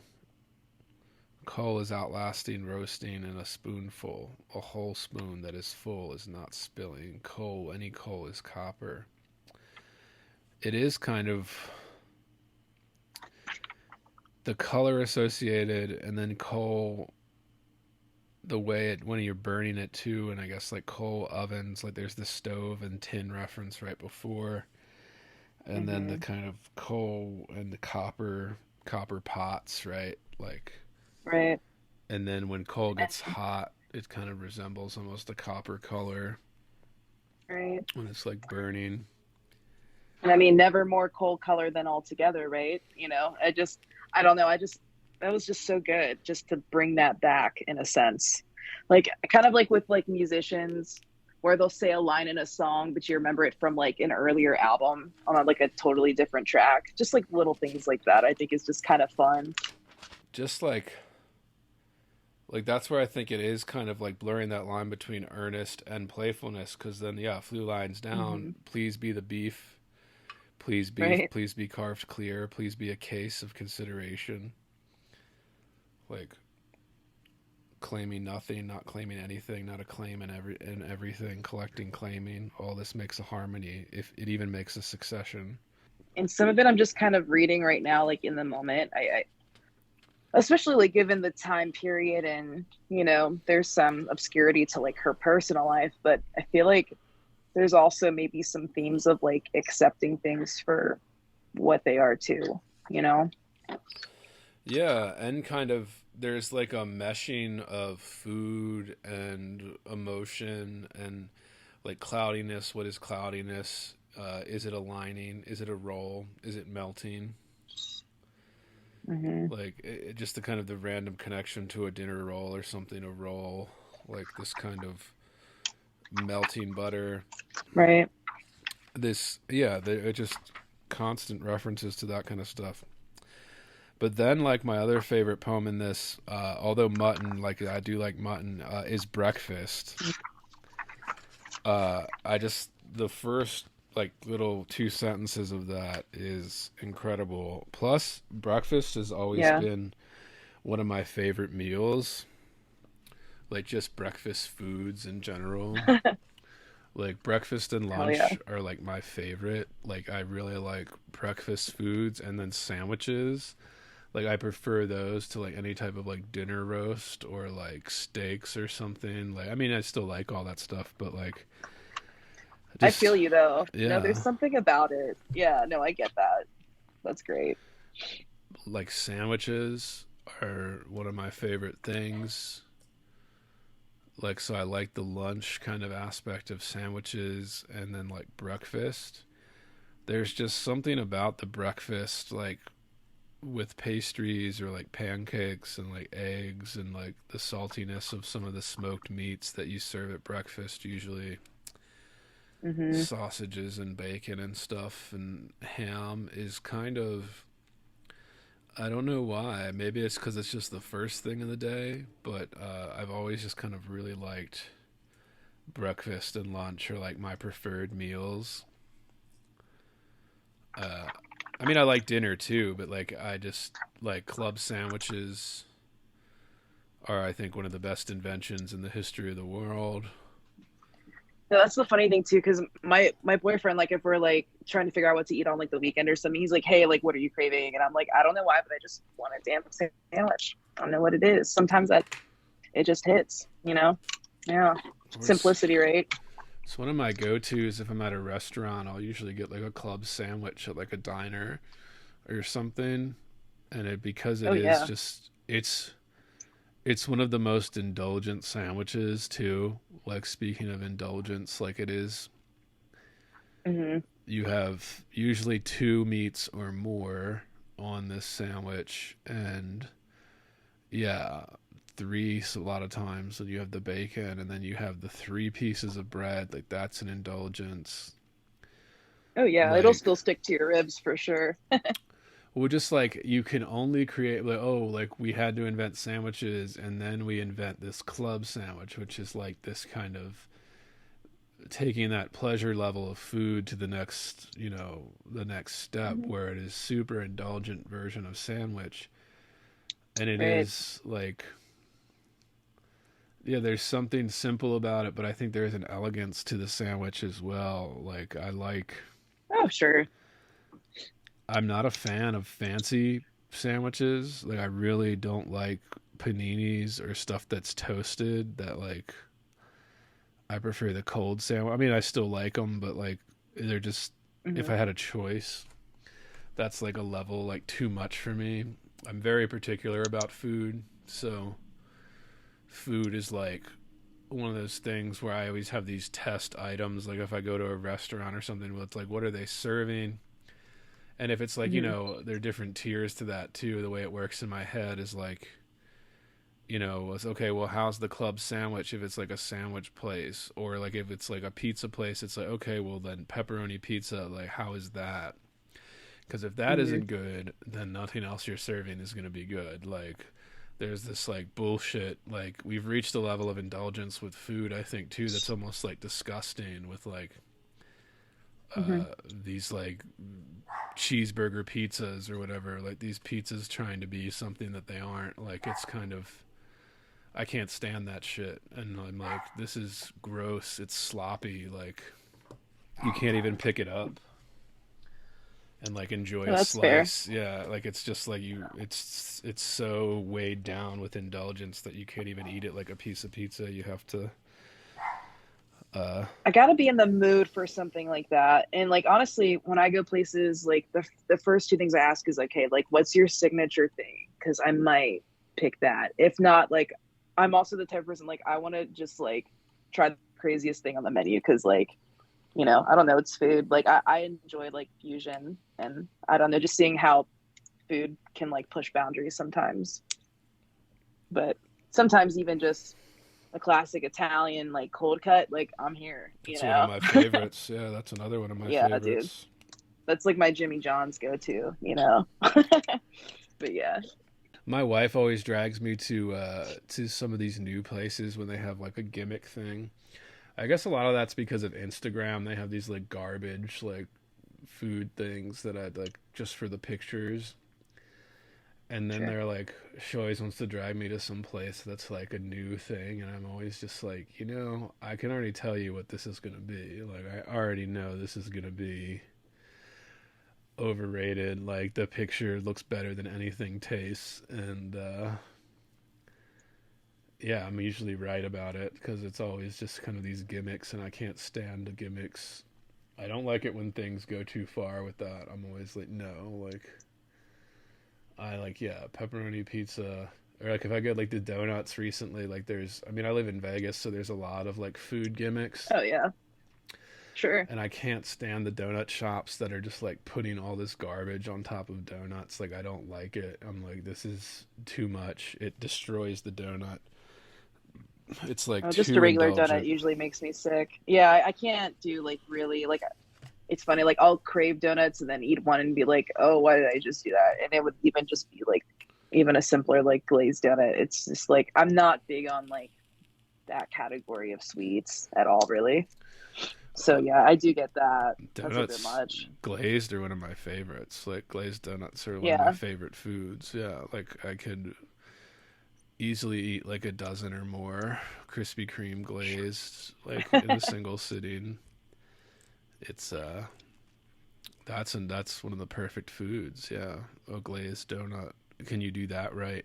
Because a lot of places that do all those gimmicks, like if they can't do a glazed donut right, well then you can't do any of those gimmicks right. So I'm not interested. Like, because that's so Yeah, that's a good point simple. too.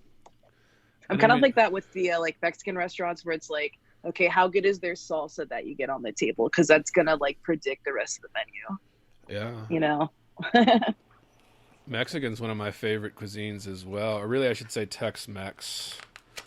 I like the Sure. Tex-Mex the best, where it's the slop. Anybody ever in San Antonio, go to Rosario's. It's one of the best fucking restaurants for Tex-Mex you'll ever eat. And but it's like that, and Mexican is like hard to mess up too because it's usually just like a bunch of Sure. slop. Like, it's just like a slop on the plate, and they just cover it in sauce. Especially if you go like the really authentic places, it's just like a bunch of slop in a tortilla, and they just put like sauce over top of it, and it's great. Like, that's one of my favorites. But like when it's bad, it's like, oof, all right. Like, what did you do here? Yeah. I mean, I think it's hard to mess up. I think it's more of like for me, from like at least from my understanding, like a lot of it they actually like marinate beforehand and then they throw on like whatever additional sauce so you can still like taste the flavor in the chicken. But my thing is like as long as you don't dry out the chicken, I usually have a good time with most Mexican joints. Yeah, classic staple, classic staple. Yeah. Yeah, that's always good.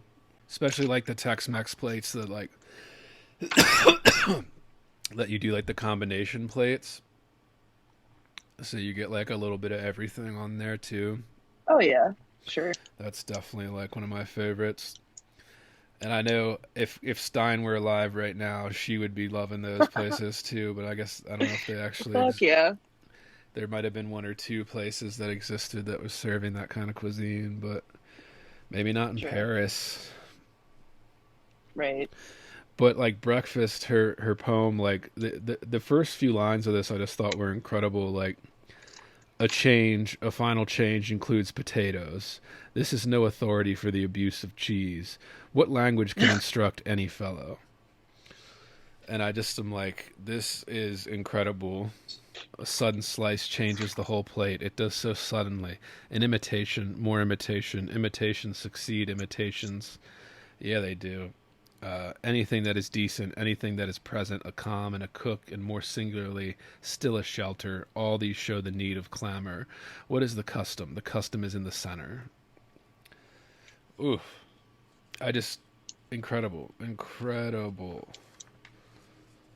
And again, mainly because I'm biased towards breakfast, but I think just like the idea of this, there is no authority for the abuse of cheese. Uh, it's these judgments. It's the judgment in what's on her plate. It's the judgment in taste.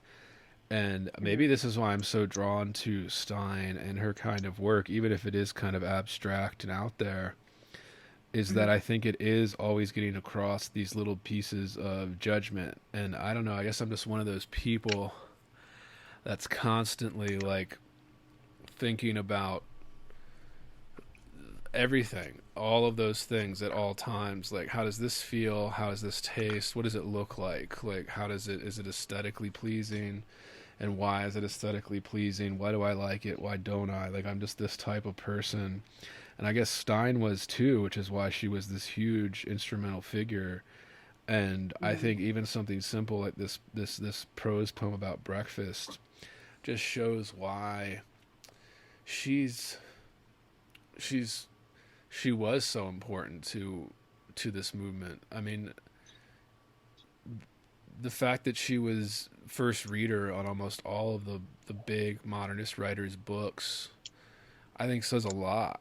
Uh, and the fact that she was trusted by all of them, like you have to earn that. That isn't just something that somebody does.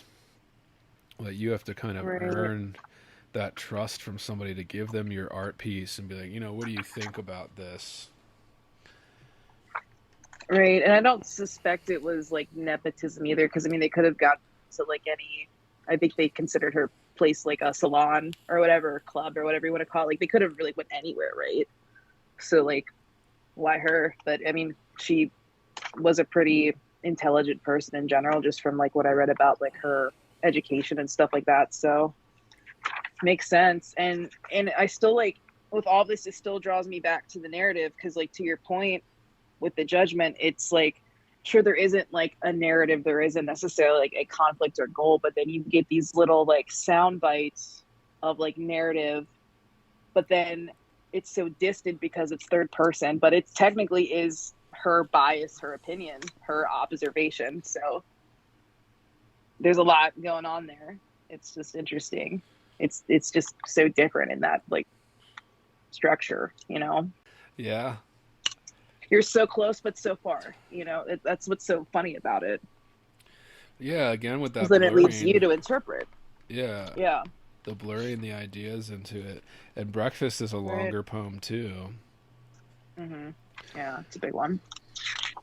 Right, and I just think it's so them images are so original and unsuspecting too. Suspect a single buttered flower, suspect it certainly, Mm-hmm. suspect it and then glide. Does that not alter accounting? A hurt mended stick, a hurt mended cup, a hurt mended article of exceptional relaxation and annoyance, a hurt mended. Hurt and mended is so necessary that no mistake is intended. And there's this rhyme that like uses it without actually using any lines to rhyme it either. It's all implied in the internal aspect of kind of the prose. Mm-hmm. And then again, yeah, more references to the previous. What is more likely than a roast? Nothing really, and yet it is never disappointed singularly. A steady cake, any steady cake is perfect and not plain. Any steady cake has a mounting reason, and more than that, it has singular crusts. A season of more is a season that is instead. A season of many is not more a season than most. Burden the cracked, wet, soaking sack heavily. Burden it so that it is an institution in fright and in climate and in the best plan that there can be. Love that. Burn it so that it is an institution in fright and in climate. And I liked it's a couple of paragraphs down, but even going back to like I think simplicity too, because it's like a mixed protection, very mixed with the same actual intentional unstrangeness in writing. A single action cause necessarily is not more a sign than a minister.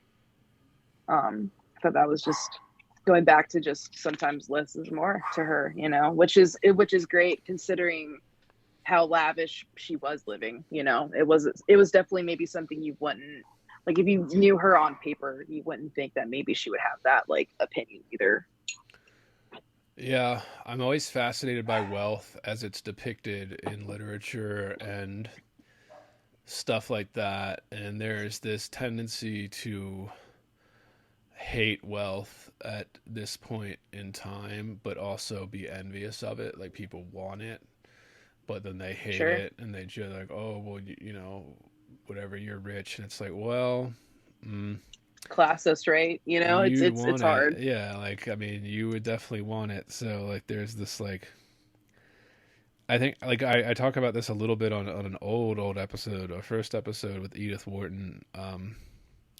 Oh, I did listen to that. Yeah, because I Yeah, tried to like before I did your interview, I was like trying to like listen to everything from the beginning, and then I saw John Keats, and I'm like, okay, I have to hear this, and then I started bouncing around, so I'm like all over the place with like your episodes. yeah, no worries. But this idea of wealth, like, there is this level to it where I can do this and you can't because I have the money to do it. I have the money to indulge in this. I have the money to sit around and do all these things and like have these petty problems, and you hate the fact Hmm. that you can't do it. Like, and that Right. I think it is kind of an envy that drives a lot of the class resentments, I think. And Hmm. and people are just dishonest about it. Whereas, that wasn't really a thing yet in like literary studies. That became more of a thing when kind of Marxist kind of theories Sure. became commonplace in the academy, and that was like the sole thing people were using, or at least it gave them something to say about works of art other than talking about the works of art. And like, I'm just like, yeah, it's so dishonest to say that that isn't driven from like an envious standpoint, whereas people Mm, literally pray for this, wish for it, dream for it, like uh and Stein had it, and all these other writers, like had it, Wharton had it, like these kind of unimaginable wealth. Like most people can't even imagine that wealth, like that, what it is, like how few problems you actually have because of it. And I mean, that's part of the reason why we're envious of it. But yeah, I like that she doesn't shy away from it either. Uh, right. that she just kind of does it straight up. Because I think, I don't know. I mean, I guess I see this in a lot of art, like especially people that came from any type of wealth, or what they say nowadays is like privilege. There's a Right. tendency to shrink from it. There's a tendency to shrink and say, "Oh no, I wasn't." Like there's a level of pretending that you're poor or we're poor, or and there's like as Right. if it's like some honor inducing thing or whatever, like as if you like get something from it. And I guess all you get out of it is like some type of like clout, but it's so I just really appreciate the modernists who just didn't fuck with that at all, because it wasn't really a thing culturally or in like academia yet. So it is like it didn't exist, like that kind of pretending to be poorer than you are or whatever to get some type Mm. of like clout.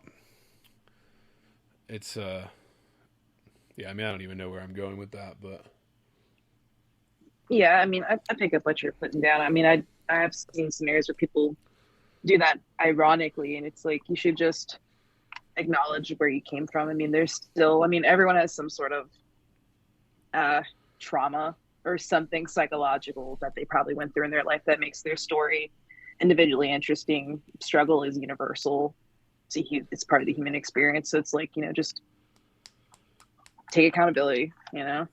well, I think partly because it will be used against you, especially if you ever got any type of acclaim. If let's say you're an artist or whatever, it will be used Sure. against you as an insult, as a dismissal, as a thing to yeah, like insult an artist or somebody working on something.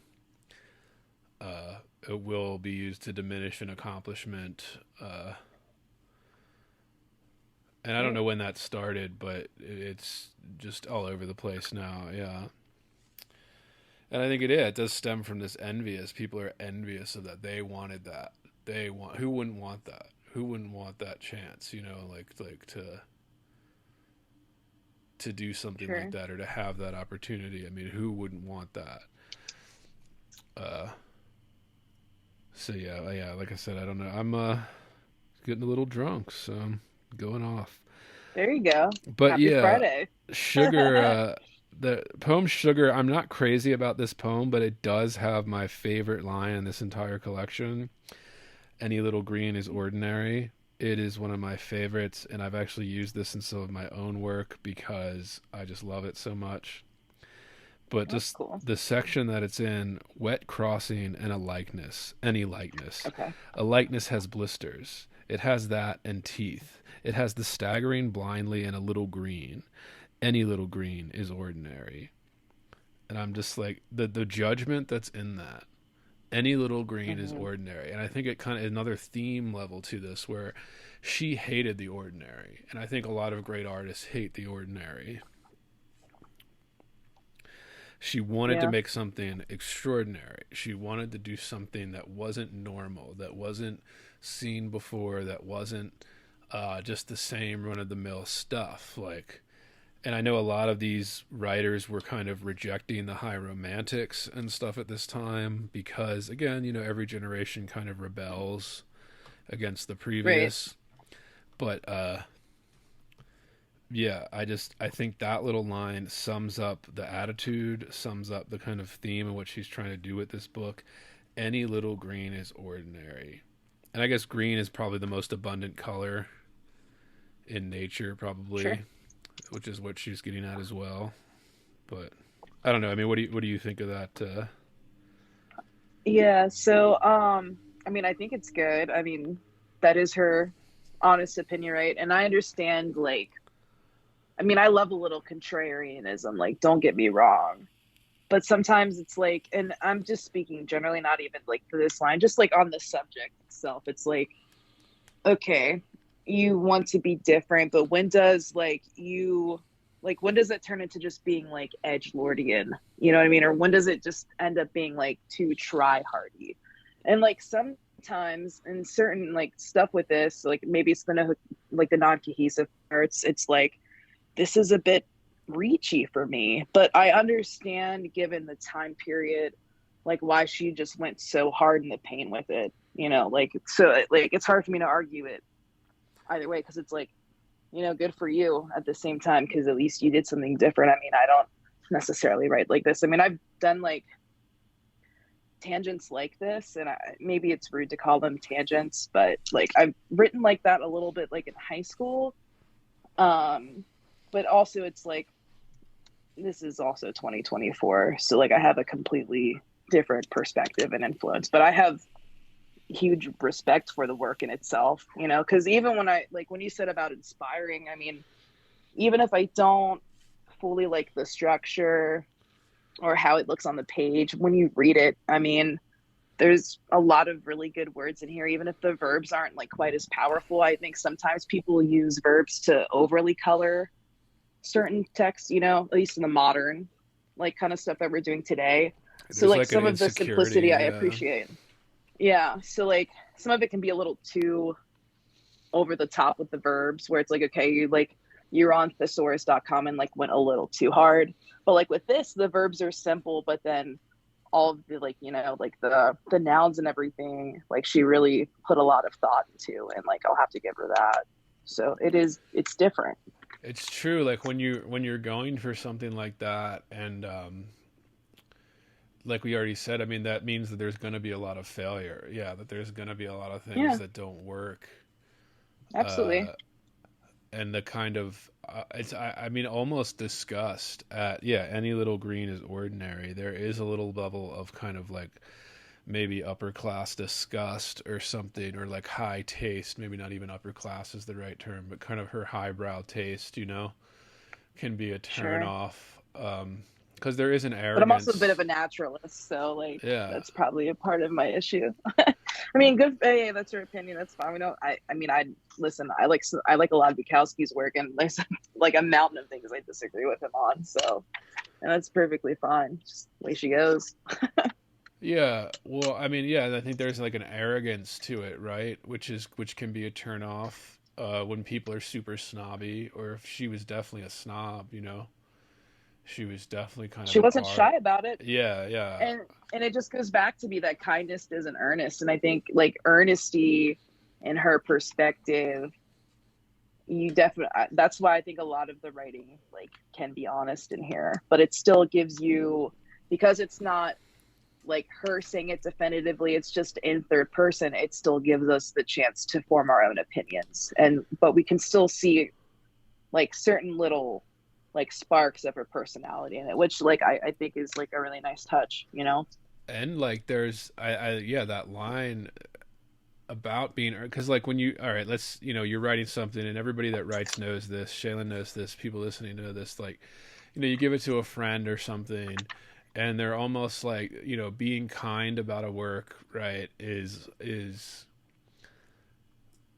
not earnest, right? Like being kind doesn't necessarily mean true or even correct in some sense. And now again, we're talking about in terms of art here, art judgment. We're not talking about, anything else, listeners. But Right. it's like, so when they're like, oh, it's good, like, and they're not being earnest in like what they actually think of it, it leads to worse art, or it leads to less growth, or it leads to, Again, maybe it's that thing of judgment that I keep coming back to. I kind of like that I Right. like Yeah. that kind of personality. Yeah, like I do like, I respect it, absolutely. yeah, boldness. I like the people that are willing to say things that are, as long as they mean them genuinely. Like, like I'm obviously not into people that are just doing this for shock or doing it just to get, like you use the term edgelord, yeah,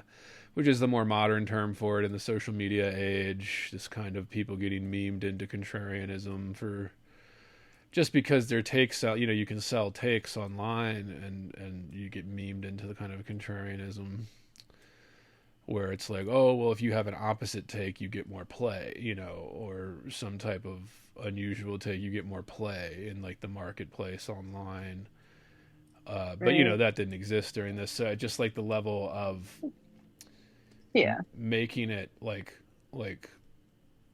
so. Yeah, I mean, kindness isn't earnest. Like it's kind of, there is a performative kindness in a lot of that when you're talking to people about art.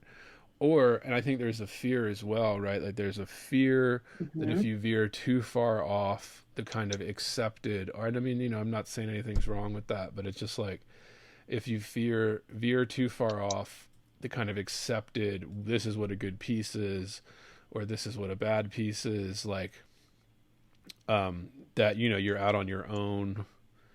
You're not getting that kind of warm embrace, and it's Hmm. and she clearly was not afraid of that at all, because one, she didn't need it. She had everything she needed.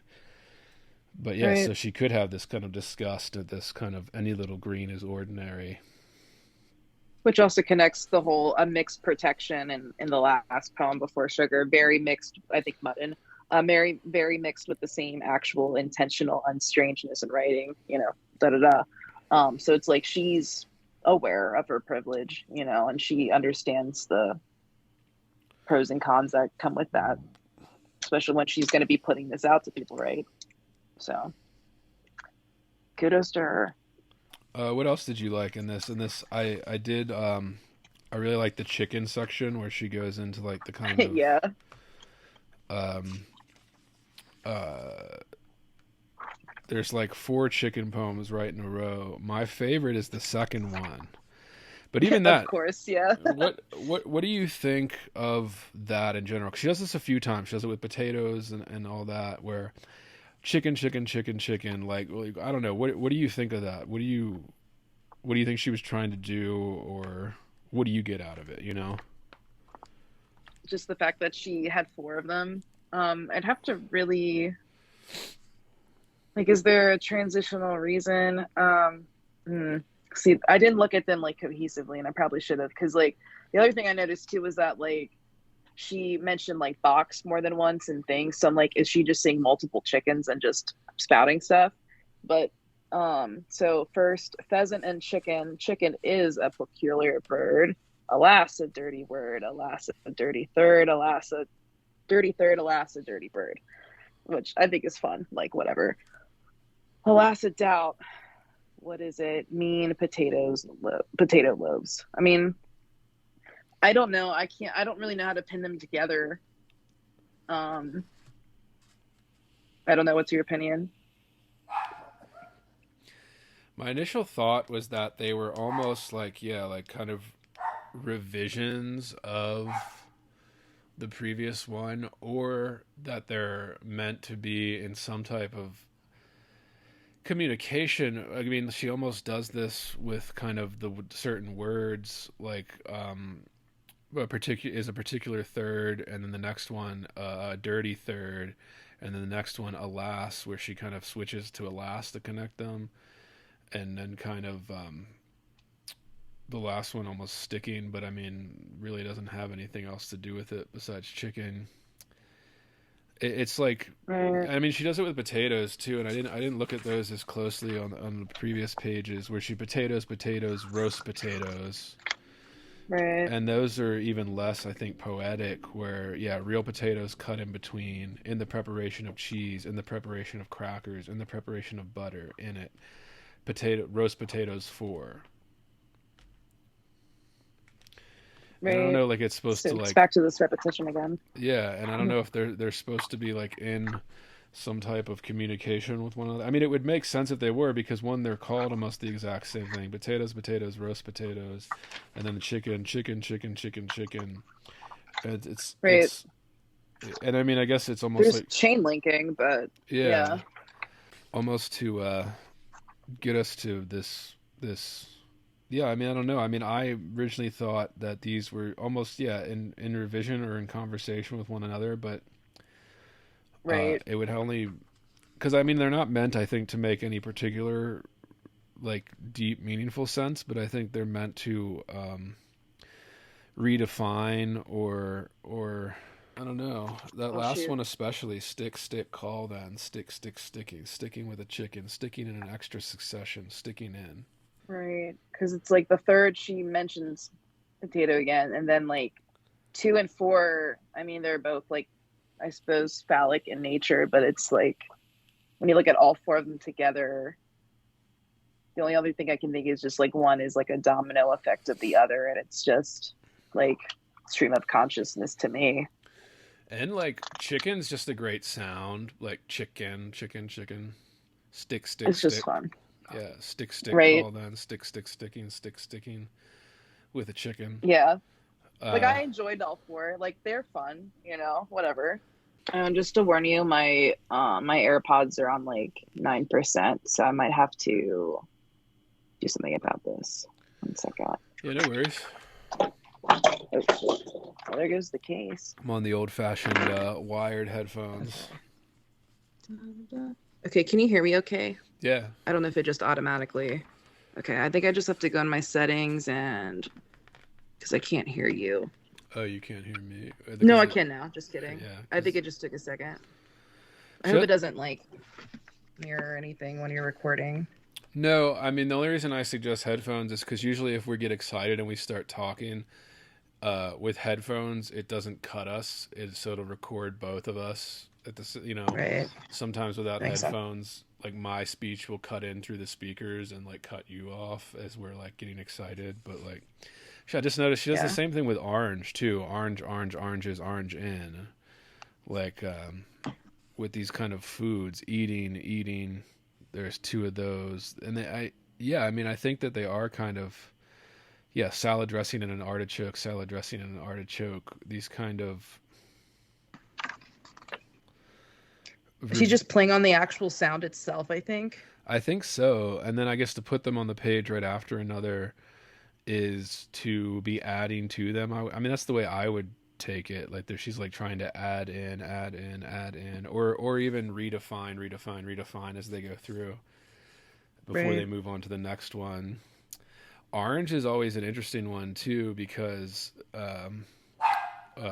why is a fuel oyster an egg-ster? Why is it orange center? A show at tick and loosen it, so to speak, sat. It was an extra leaker with a C spoon. It was an extra liquor with a C spoon. Orange, a type, new, not no, not kneeler, of old show beefsteak, neither. Orange's build is all right. So that makes me think that there's a huge juxtaposition, right? Because all of that sound in the one right before it, and then build is all right. Then orange in, go lack used to her, cocoa and clear soup and oranges and oatmeal, whist bottom, whist closed, whist close, woodling, cocoa and clear soup and oranges and oatmeal. Pain soup, suppose it is question, suppose it is butter, real is, only excrete, a no sense. A no sense, a no sense when, a no sense when sense, a no sense when sense, a no sense when sense, a no sense when sense, a no sense when sense, a no sense, a no sense, a no sense, a no sense, a no sense. And I think that where she's almost trying to evoke a different word with those, like a nonsense instead of nonsense, a no sense, and then like a not sense, like kind of and I think that's always a lot of fun and a kind of interesting way to do it, like because there's the attention to sound, and it isn't so much now, right? Like a lot of kind of contemporary poems, there's no attention to sound at all. But with something like this, where she's really playful with it, and at times not even so, and then kind of juxtaposing it with a type, new, not, no, not, neither of old show beefsteak, neither. Build is all right. Like, it just kind of go lack used to her. And I think it plays on the kind of go back, right? Go lack. I mean, yeah, this is not that it's like genius level or anything, but I think it is kind of using the form to really experiment with what can be done, and I think, like we already said, like, it fails, so it bumps up against the limits. Like, I'm always fascinated about the limits of language. Like, there's only so many words, there's only so many sounds. And then there were people like Shakespeare, Berryman, and stuff that would invent words, like, because there wasn't a word that they needed, and Sure. or combine a few together or whatever, create a new one. And it just kind of, I like that experimentation. I like the way that this is like something I've never seen before or since, and maybe because it kind of fails in a lot of ways, so not too many people tried to emulate it. But And if you want to like maybe argue it too, like I don't know, it's just fun, right? Going to like the last orange, I guess the fourth one. I mean, that whole the no sense of it all, like, it's just fun. And like oranges, when you think of oranges, you think of citrus. You know, I don't know. There's like a joy aspect there, and it's just laughter, fun, sun. That's kind of where I'm at when I like just hear it. It's just fun. I don't know. yeah, It doesn't always have to be like super deep. I think that's my problem when I write too, because it's like sometimes I just want to tell a funny story, and like it's okay to just tell a funny story. It doesn't have to like be about like some really intense shit. You know, it can be fun too. yeah. I think that's a misconception in a lot of stuff where Yeah. bleeding on the page is like the term, right? Like, you have to, like, and I think that comes from the confessional side of things too, whereas, you have to be bleeding your heart on the page. Not necessarily, like, you could be doing something like this, or making characters, Berryman, you could be writing about salad. Because I mean, there's more than one human emotion. Not everything has to be like super profound. Like, I certainly don't write constantly profound things. It's still enjoyable. Salad, it is a winning cake. A winning cake. And like eating, that first one, eating, a grand old man said, roof and never resoluble burst, not a near ring, not a bewildered neck, not really any such bay. Like, eating, like, I think that's fantastic. Mm-hmm. Is it so a noise to be? Is it at least remain to rest? Is it a so old say to be? Is it a leading our bin? Is it so? Is it so? Is it so? And that good, yeah. And I think it just goes back to like, food and sustenance. Like, I mean, you produce your own serotonin when you eat, right? It's enjoyable. So I think she had a lot of fun in this section with that same like purpose in mind, since that's, something she probably was really into, especially with it being Paris and this and that. And just, yeah, eating, he heat, eating, he heat, eating, he heat it, eating, he heat it, heat eating, he heat eating. A little piece of owls, such as pie, bolsters. And I think there is this in using sound to mean something else. Mm-hmm. Right. Like eelus with no p cool. Eelus, it's almost like feel us, right? But then it's like eel, okay, you actually eat eel. No p cooler. There's a level of discovery within that, I guess, is George's mass, yeah. Right. I that's part of what I get out of it too, or just, a salad dressing and an artichoke. It was please, carriage cup and an ice cream, it was too bended with scissors, and all this time a hole is inside a part does go away, a hole is red leaf. No choice was where there was, and a second. And the more I'm reading this, the more I'm kind of engrossed with it too, with this kind of please pale hot, please cover rose, please acre in the red stranger, please butter all the beefsteak with regular feel faces. Like that I really is, like that. yeah, incredible. And it's called Salad Dressing and an Artichoke. Yeah. I mean, I feel like this, like, maybe it's just me projecting here as a I say bisexual woman, go on and but go like, on and project, yeah. okay, cool. I don't know. I think this is a lot. Like, I think another thing in here too is like, while kindness is not earnest, I still think there's a lot of, while she's being observational, I feel like there's a lot of things about like acceptance, and I think a lot of this deals with her wanting acceptance and her maybe even trying to get that with like her own like sexuality. I don't know enough about her, and maybe I'm just psychoanalyzing her, but with someone who's so into psychology, and I don't want to get into rooms just yet, but I feel like when you look at it overall, while these are her observations and her perceptions of things, I think this also shows just like the human experience at the most mundane, the, you know, all the different highs and lows of a human experience. Because we have like some, you know, funny whatever stuff, but then we have like all these pleas in here too, you know, like an actual plea in a sense. So it's interesting because like you can just go from a high and drop all the way down to a low in a matter of minutes, right? So I feel like I got like the same thing in the cadence of like the tones just on that one page, you know, going from oranges to that.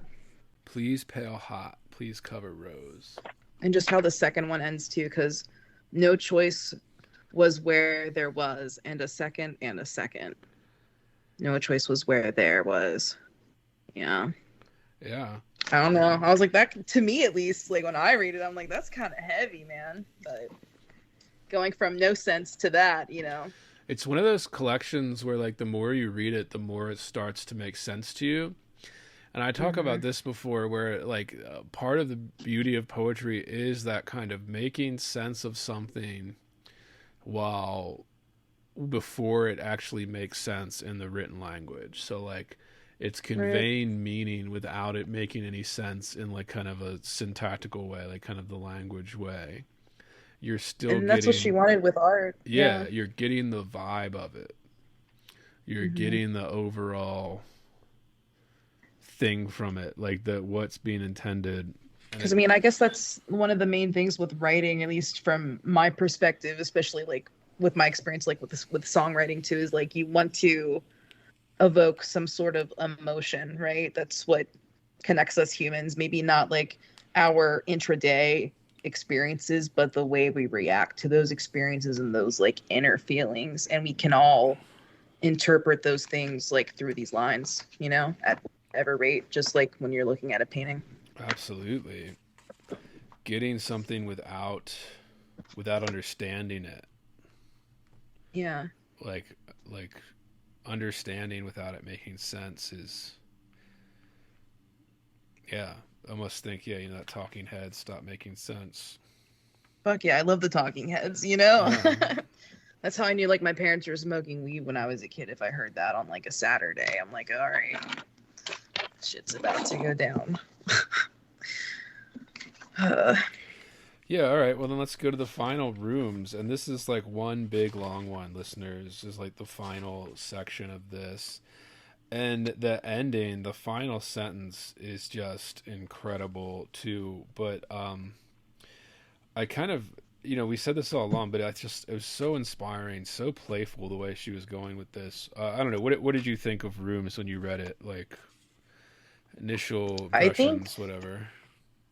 Yeah, I mean, there's a lot going on here. And like, I feel like as she's going through all these different areas, like the easiest way I can sum it up in like a sentence or two is like, it feels like it's different parts of like the human like brain or like psyche in a sense. Like I just think it's super psychology heavy. Not like emotions, but like I guess like it's hard to explain. Like different parts of like the brain kind of in a sense, and like the way that you like what's the word? Like the way that you kind of just like work things out, like cognitively, you know? Yeah, I was gonna ask you, what do you mean by that? Like kind of moving from room to room, but in the kind of metaphorical sense of Yeah, moods, right. maybe moods, Yeah, emotions, and just like, situations. yeah, because it's not like I mean, obviously there is like varying emotion in it, but I think just like the way that someone looks at something, like the way that someone like makes something out, like I can't explain it. I don't know. Let's just go into it. I'll sound like an idiot, but No, I mean I think you're right. I think it's I feel the same way where it's this kind of I think she's getting at something where we live mostly in rooms. Mhm. There is this room to room, depending on what room you're a doctor's office waiting room feels different than like your living room that you're familiar with, or like a guest living room. Or if you go into somebody's house and the room is all white, there's like a tendency. I say like Right, museums have this feeling when you go into a museum, there's like this like, oh, you better not touch anything. Like the room gives you that's all white, it's shiny, there's bright lights. Um, right. it I think kind it's like of intention. yeah, there's That makes like sense. Yeah. a communication between the room you're in and like the feeling you get and like how you're supposed to behave or feel like you're supposed to behave at least. Right. I And guess like more sociologically in a yeah. sense. Yeah. Yeah, and I think there's also like a level of exploration Oh yeah.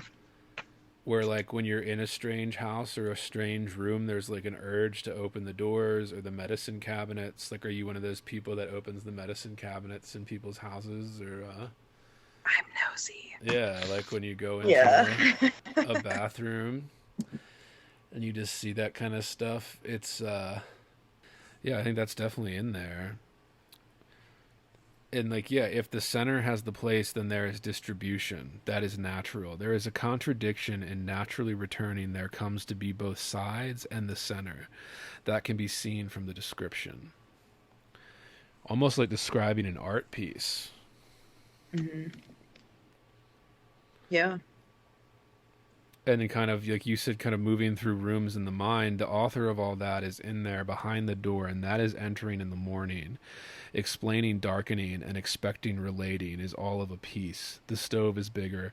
It was of a shape that made no audience bigger. If the opening is assumed, why should there not be a kneeling? Any force which is bestowed on a floor shows rubbing. This is so nice and sweet, and yet there comes the change. There comes the time to press more air. This does not mean the same as disappearance. And I think that gets to what you were saying too. Because then this does not mean the same as disappearance, and then like it gets into like little lingering lion in a Chinese chair. Like it's almost like it makes me think of like the I think it's the pineal gland. Sorry for all the experts out there. I don't remember as well as I used to. And that kind of harnesses like more of like the dreams and stuff like that. So like when I was going through it, that was like kind of what I was seeing, but it could have just been bias after the fact that I like read about her.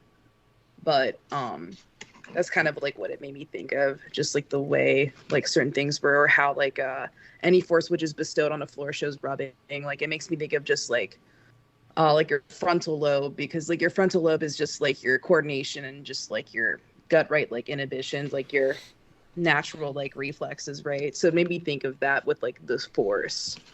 Yeah, all the handsome cheese which is stone, all of it, and a choice of a blotter.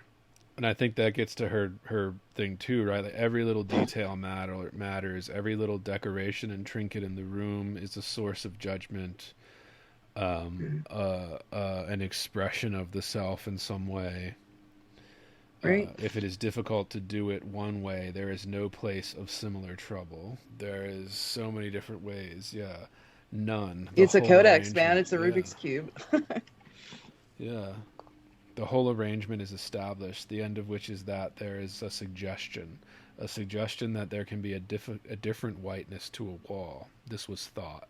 And I think that gets to what you're saying too, like this kind of looking at the tone of whiteness on a wall, right? Like there's all those different shades of color where they have like the eggshell, or there's like the soft, or like the off white, or I mean any color.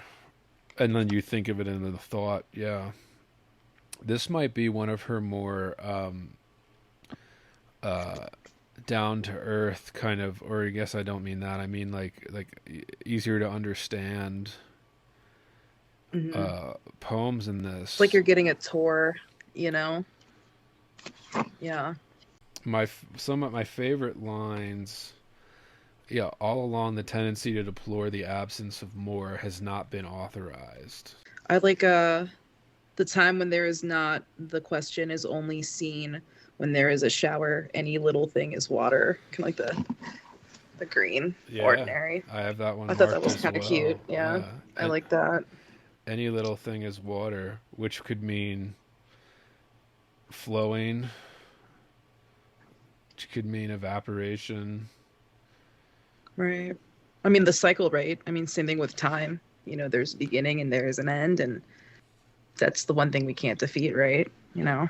And just the fluidity, flowing, the time when there is not, the question is only seen when there is a shower. Yeah. Yeah, just...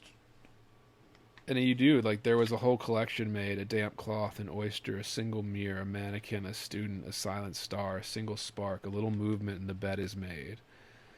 Love that. This shows the disorder. It does. It shows more likeness than anything else. It shows the single mind that directs an apple. All the coats have a different shape. That does not mean that they differ in color. It means a union between use and exercise and a horse. And there is, like, you've been hinting at this, there is like a philosophical underpinning to this collection too, like. Oh yeah. And I feel like she just calls out, like, while, like, to your point, like, classism wasn't necessarily a thing, but I think she saw, I mean, I know, like, generally she was liberal, but, like, you definitely see that there's, like, a source of, like, equality, like, as far as, like, no matter where you come from, you know, there's a union between use and exercise and a horse, whether the horse be, like, you know, your worker or whatever. So I thought that was cool.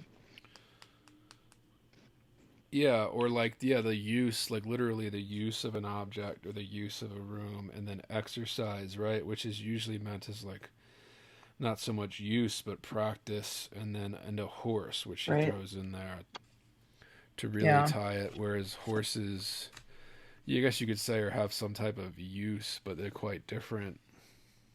Right. And this one has that banger of a last sentence here. Yeah. Where the care with which there is incredible justice and likeness, all this makes a magnificent asparagus and also a fountain. Magnificent. Back to the water. Yeah, magnificent asparagus. That's a good band name right there.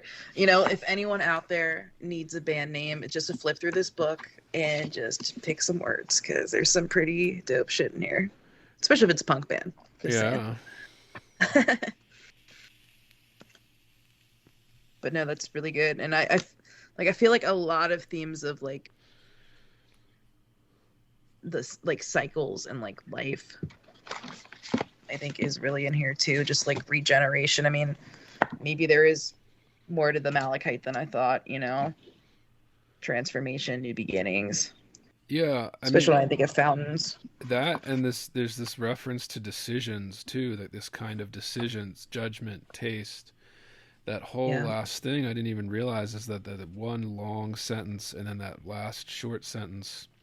What was the sensible decision, period? The sensible decision was that, notwithstanding many declarations and more music, not even notwithstanding the choice and a torch and a collection, notwithstanding the celebrating hat and a vacation and even more noise than cutting, notwithstanding Europe and Asia and being overbearing, not even notwithstanding an elephant and a strict occasion, not even withstanding more cultivation and some seasoning, not even with drowning and with the ocean being encircling, not even with more likeness in any cloud, not even with terrific sacrifice of pedestrianism and a special resolution, not even more likely to be pleasing, The care with which the rain is wrong, and the green is wrong, and the white is wrong.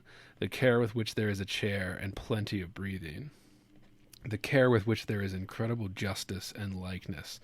All this makes a magnificent asparagus and also a fountain. And I'm just realizing, reading that now and being a little drunk, she's talking about creation. Right? Yeah, it's cyclical. Where she's talking about making this decision. This makes something as simple as a magnificent asparagus or a fountain or a painting or Asia and Europe being overbearing, or, you know, a city. These are all decisions that lead to the act of creation, whereas like the act of creation is making decisions like this. And then the care of this, the actual care, like I think more literally, like the care, literally to care, or taking, you know, one's time with it, like the artisan, the craft of it, with which there is incredible justice and likeness. It's, yeah, the care with which the rain is wrong and the green is wrong. Again, that kind of any little green is ordinary, and the white is wrong. And this is, you know, referring to rooms and stuff, but even broader than that. Mm-hmm. The care with which there is a chair and plenty of breathing.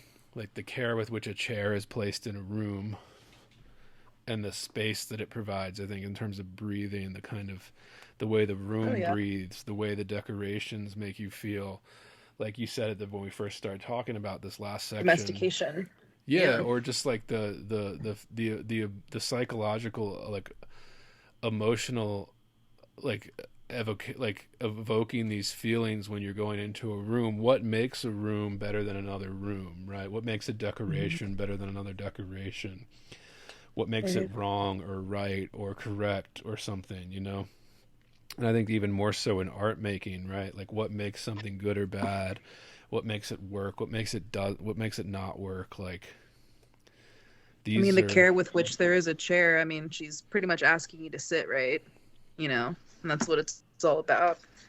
I mean, then you go back to the very first poem, the last sentence, the difference is spreading, hence the cycle, hence the fountain and the flow. So, yeah. Yeah. And I said, like, rereading this is one of those books, listeners, where you do have to reread it a few times. And I think the more you go back to it, the more it starts to reveal itself to you, which it helped me a lot. Yeah, like which even us just talking about it now, like we're both getting new ideas and new interpretations. Like it's I mean, this is what makes art great. This is what makes it so fun and interesting and life-giving, really. And she talks about that too, I think, like internally breathing, the kind of expansion, this kind of energetic, life-giving force that is kind of creation or making art, and out of something so small, like it's called tender buttons, right? Like the little object on a coat or a shirt or something, a tender button. Like you can romanticize that little thing into. I was even just thinking of like the mother, you know, like a nipple, not to be too frank, you know, like once again, life, right? You know, nurturing that too. Yeah, the teats, the life-giving breasts, the milk. Yeah. But yeah, the care with which there is a chair, where it's placed, how you can sit in it. Does it face a window? Can you sit in that chair and then be completely changed perspective in the room? Yeah. So I definitely get how this was her, you know, painting, right? Yeah. I mean, this whole thing definitely, like when you really get to the end, if you didn't already kind of catch up in between, you know, like even for myself, just going along the ride, like I get it. Like, yeah, it's really, you know, like it's funny because like when I look, dude, like straight up, kind of like I said before, I had apprehension. Like when I was reading it, I'm like, this is stupid. But like, you know, you just put it down. If you get overwhelmed, pull it back up, read it aloud, and like, you know, it'll come to you. And that's I think the whole point of it for her too, is that like with someone who was so like into psychology and everything as well, and like studied it so like deeply, you know, you're gonna you're going to expect everyone to have a different interpretation, just like when you look at any surrealist painting. So like this is all a part of her big plan, you know? So I like it. I like it a lot. And it's, Berryman, I always keep making the comparison to Berryman because I do see a lot of parallel between it, but it's just like, Mhm.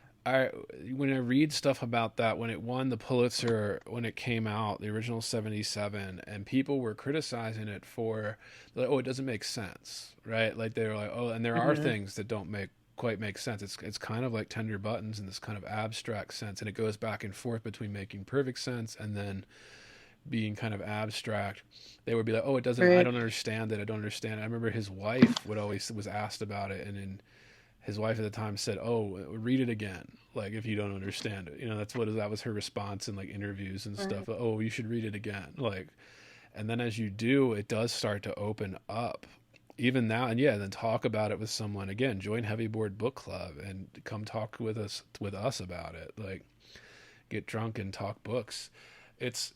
Hell yeah. I mean, I think it does. It makes you appreciate that too. Like, It did like a lot. Like going through it with you like helped me like just like especially just like really like just breaking it down. I'm just like, damn, okay. I'm glad I just followed through with it. Cause like I try to be open minded, but man, at first I was like, maybe I'm not smart enough for this, even though I'm Little Miss 4.0. I have no fucking idea. But it's really just anybody can read this if they just are a little patient. yeah, and I don't think it has anything to do with intelligence. No, It's it doesn't. it's the feeling. Yeah, it's spending enough time Hmm. with it until it starts to unwind itself a little bit. Like, that I think that's why people are intimidated by poetry. Is like, oh, if I don't get it right away, then I'm an idiot. It's like, no, that's not the case at all. Like, this is a high art form that takes many type of going back. It's like when you see like a weird movie and you're like, what the fuck? You have to go back and rewatch it, and then all these little things start, Right. details, like, and you start to make associations. I mean, maybe it was just because we were getting drunker throughout that we started to like it more. I'm sure she was a big drinker. I don't know, but Yeah. I bet she was. That's how I'm telling the story. Yeah. Fucking right. No, definitely. I'm like, damn, okay. Because, like, a big part of me, too, is like, I'm like, oh, there's no cohesiveness. Because, like, in school, like, it's just like narrative, narrative, narrative. And I get that's, like, pounding in my head. But now I'm just like, well, I mean, there is narrative sound bites in here. You just got to, like, look for them. And a part of it is you making your own narrative. And I think that's wonderful, honestly. Plenty of room for breathing. Literally. Yeah, Yeah. that's what she's like. Yeah, they let this breathe a little bit and go wide and hard Mhm. with that. Yeah, Right. incredible. For real. Yeah, that was great. This was a lot of fun. That was So, sick. yeah, No, thank you. This was freaking awesome. Yeah. I feel like I just learned so much, and like when you said about like inspiring, like it does inspire me to write and play around more. Not everything has to have a beginning, middle, and end. You know, and the way the I don't know. sound. Yeah, like I wanted to kind of just start messing with sound Yeah, right. and repetition Yeah, with I would. And, these. that's the thing too. I get scared of repetition sometimes, but I'm like, well, this is where it's done well, so I mean, I should yeah, play around with that. you have to just fuck around and maybe fail a lot to get there too. Yeah, before it starts to like, Oh oh, yeah, like that actually worked. I've right. I don't like to talk too much about stuff I haven't published, but it just like I've been working on some weird things that were like these kind of character things that are very abstract, and for it took a long time to get anywhere with it, with just kind of repeating, and like because you want it to repeat, but you don't want it to be nonsense. You don't want it to be stupid. Even like you don't want it to be Hmm. lame. So it's like Right. it's really doesn't. It takes work. Yeah, it's a lot of work. But yeah, any final thoughts or I think that really, anything we I've didn't really pretty hit? much summed it up. Yeah. Any little green is ordinary. That's my final thought. Yeah. And we should be going for the extraordinary. All right, yeah, if you want to come participate in this, feel free. I'll heavyboard, patreon.com/heavyboard. Join the Heavyboard Book Club. You can get to see us in the group chat. Me and Shaylin are in there discussing for the next book that's going to come up on the podcast for the book club here. So this is going to be a reoccurring thing. If you want in, patreon.com/heavyboard. Check it out. And you can also get in on the group chat that we have with that, where we kind of discuss these books and where to go with them and what to do next. And you can put your input in there, what you'd like to go over with others in the group and all that. So yeah, Shaylin, this has been fantastic. Let's do it again. Hell yeah, man. Thank you so much.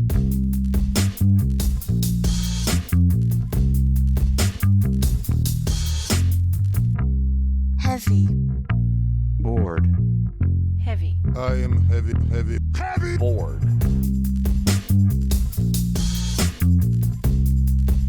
I may say that the male is entirely hostile. No! Inner Resources. life, friends, is boring. We must not say so.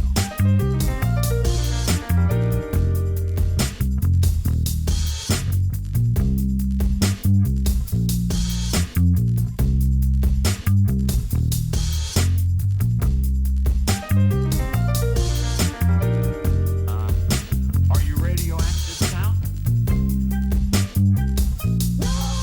Inner. Resources. American resources. Being bored, Some activities are intentional, right? it shows such a lack of gratitude for life. Bored. I aspire to boredom, I should say. Bored. Heavy. I am heavy. Bored. Has you the night sweats and the day sweats, pal? Pal, I do.